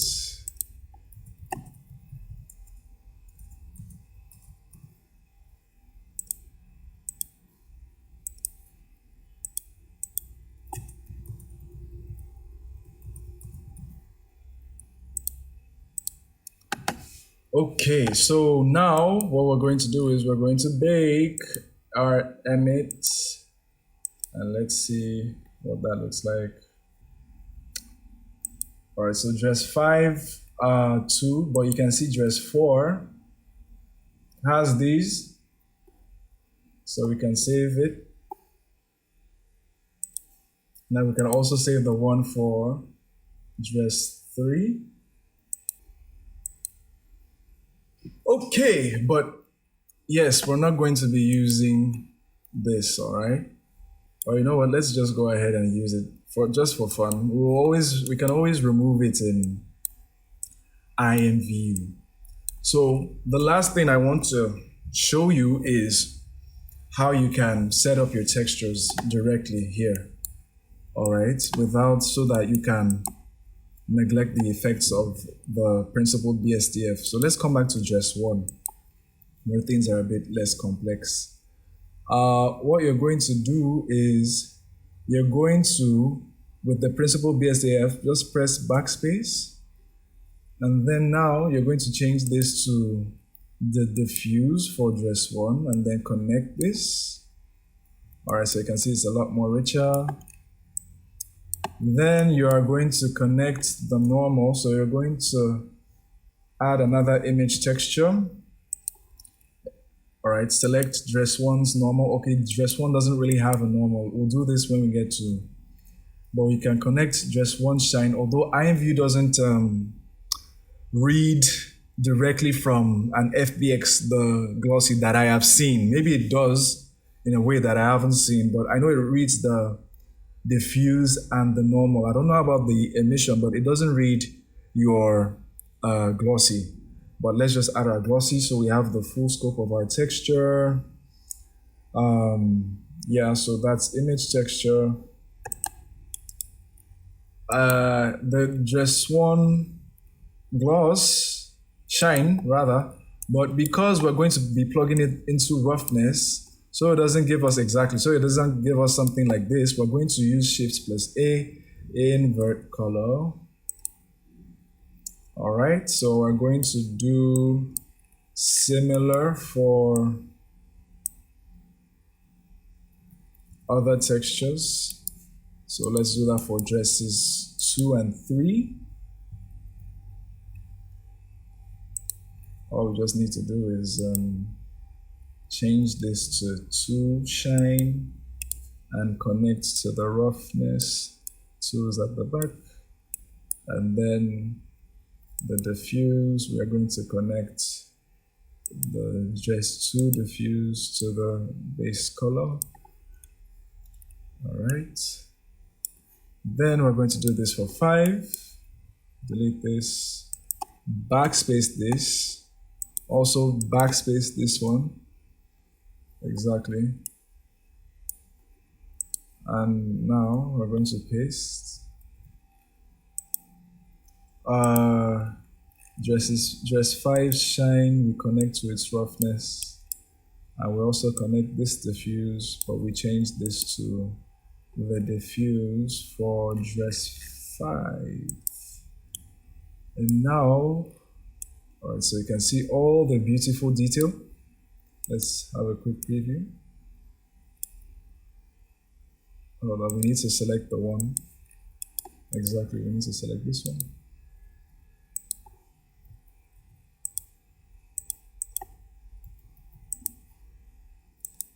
Yeah, so you can see all the beautiful detail on the shirt, all the shadowing. Look how very nice it looks.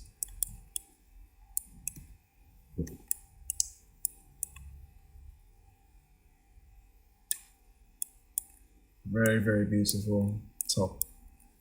All right, then now let's do similar for dresses 3 and 4.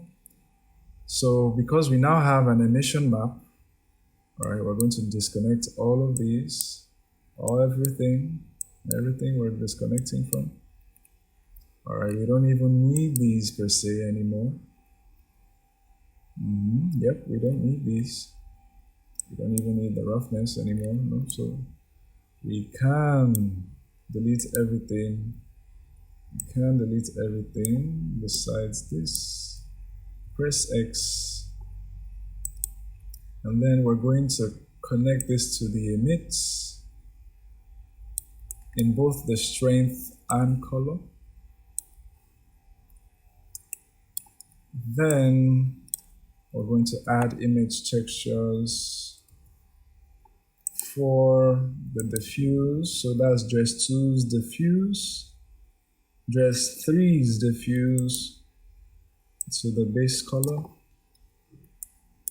Then we'll add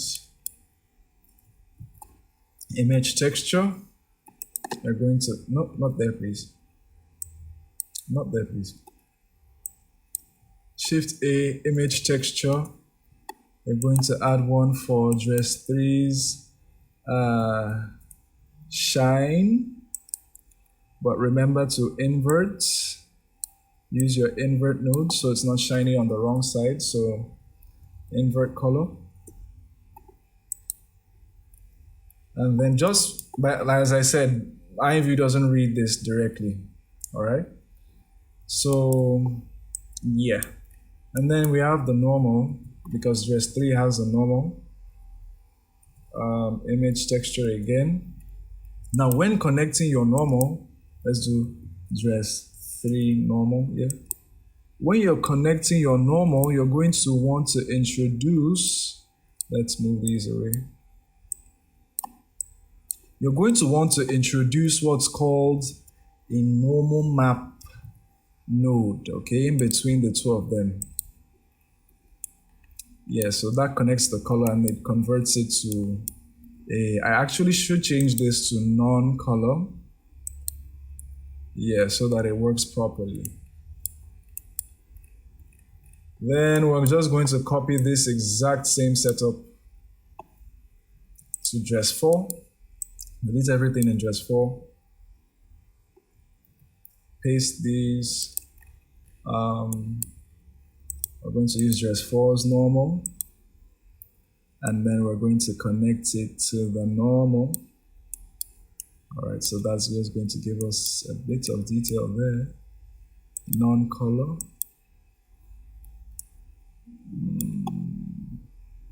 If you bump up the strength, I believe.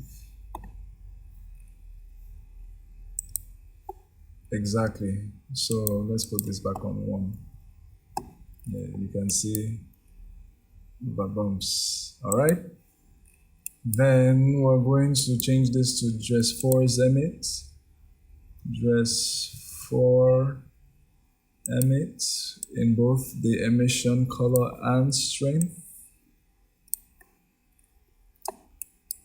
Then we're going to change this to dress 4 shine.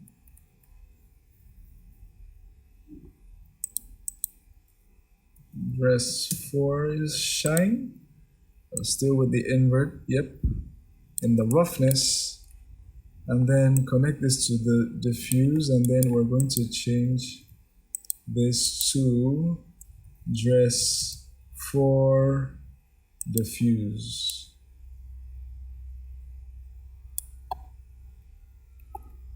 What's going on? Did I make a mistake somewhere? 3, 4, 4. Yeah, 4 in diffuse. Then normal to normal. Yes, that is correct.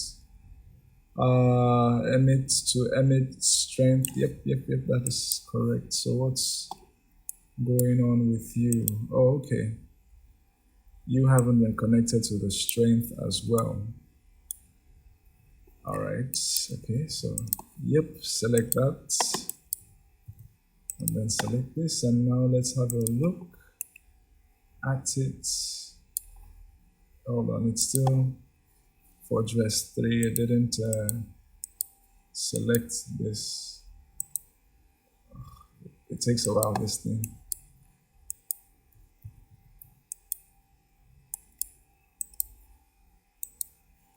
Either way, you get the idea, really.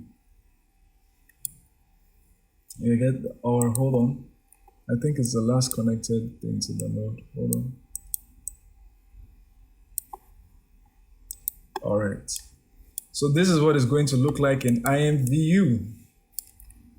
Nice detail. So our dress is rigged, right? Rigged means that it can move with the body and the skeleton. All right. It is rigged. All right. You want to make sure that your dress is rigged. It is textured. It is properly UV unwrapped. And now you're ready for export. Okay. So I'm going to select the dress, then shift select the skeleton. Let me take that again. Alt A to deselect everything. I select the dress, then I shift select the skeleton. Okay. Doesn't matter if the skeleton is in pose mode or in object mode. It's fine. Then you're going to come to File, Export, and then FBX. Now, here are some very important settings you need to check. First of all, just call this, it's going to give you the name of the blend file by default. So just call this dress.fbx. Let's call this tutorial dress.fbx so that I know what I'm looking at later on. Good. Okay, so before you click export FBX, very important, you need to check this one. Then you want to uncheck this one depending on what you're exporting. In our case, we don't need any animation. Now you expand armature, and you must, most of the time, in fact, all of the time for IMVU really, uncheck add leaf bones. Uncheck those. Nothing to play with in geometry. Just very important, selected objects, uncheck add leaf bones. Very important again. Selected objects, uncheck add leaf bones. Then you can export your FBX. And now we're ready to import in IMVU Studio. So now going to IMVU Studio, I'm just going to first go back to my product chart so that I'm not looking for the product I want to derive from. So what I'm looking for is the default Jade body, right? The default Jade full body. And in my product chart is just like the second page of this document. So this is the product ID I need. So I'm just going to copy it with Ctrl+C. And then I am going to come to IMVU Studio. So now I'm in IMVU Studio. I'm going to paste that ID and then set this to PID. And then it's going to give me the products I want to derive from. All right, so I'm going to derive. All right, so in IMVU Studio now, so for most products, if you're making them general audience, you're going to want to start off by putting the mcg.jpg here. So I'm going to click plus, add image. All right, so this is my mcg.jpg. Another rule of thumb, always try to put all the files relating to one project in a specific folder. So we forgot to do that. But when you are doing yours, be sure to try and do that. So next thing, I am going to import my FBX. All right, so I come here, import FBX. Then I'm going to select the tutorial dress export that we made from Blender. Yes, so you're going to see this. You should see 0 animations, 5 materials, 1 mesh. Depending on the number of skeletons, it doesn't matter. Leave this unchecked most of the time. Then for dresses, okay, I've gone over this before, but for tops, I recommend you use 44. For tops, 44. For dresses, 5. And for bottoms, 6. So let's use 5. Good. So because of how we connected everything already, it has already put our diffuse and our normal maps. So all what we need to do now is add our shine, and our shine maps go in this space. So let's add our shines. So dress 1 shine, dress 2 shine, dress 3 shine, dress 4 shine, and dress 5 shine. Then remember, we also have emissives for dresses 3 and 4. So let's add those. Dress 3 emit and dress 4 emit. So next, yes, there is no animation. So just leave that, nothing. You uncheck it, don't uncheck it. It's not going to import anything. Review, and now you import. So while the preview is loading, you can go to each material. Set it to double-sided.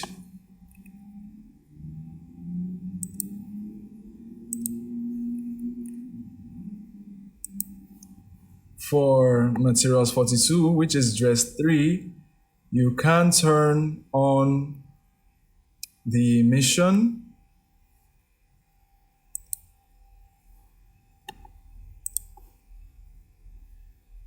All right, so you turn on the emission. Let's check if we did double-sided here. Okay, double-sided.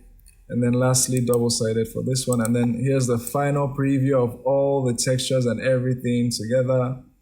Wow, that is blinding. Let's turn down the multiplier a bit, maybe to like 0.5.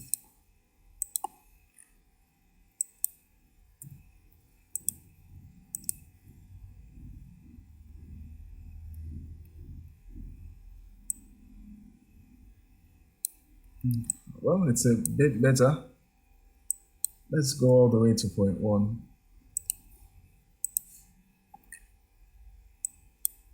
.1.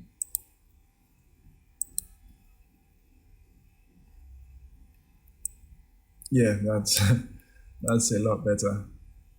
All right, so this is what, going through the whole process of, let's turn it off so that we can have a sense of our normal maps and all of that. Preview. So just for preview sake, we did the emit.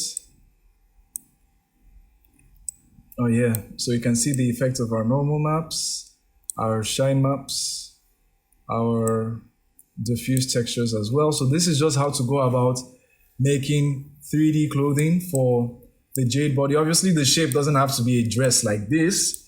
Just follow the principles of the cloth sewing, the cloth physics, the collision to get whatever shape of clothing item you want. You can do for trousers, shorts, hoodies, just depending on what you want. And then I also recommend, as I said earlier, getting Marvelous Designer. That will really make the sewing process as easy as possible for you.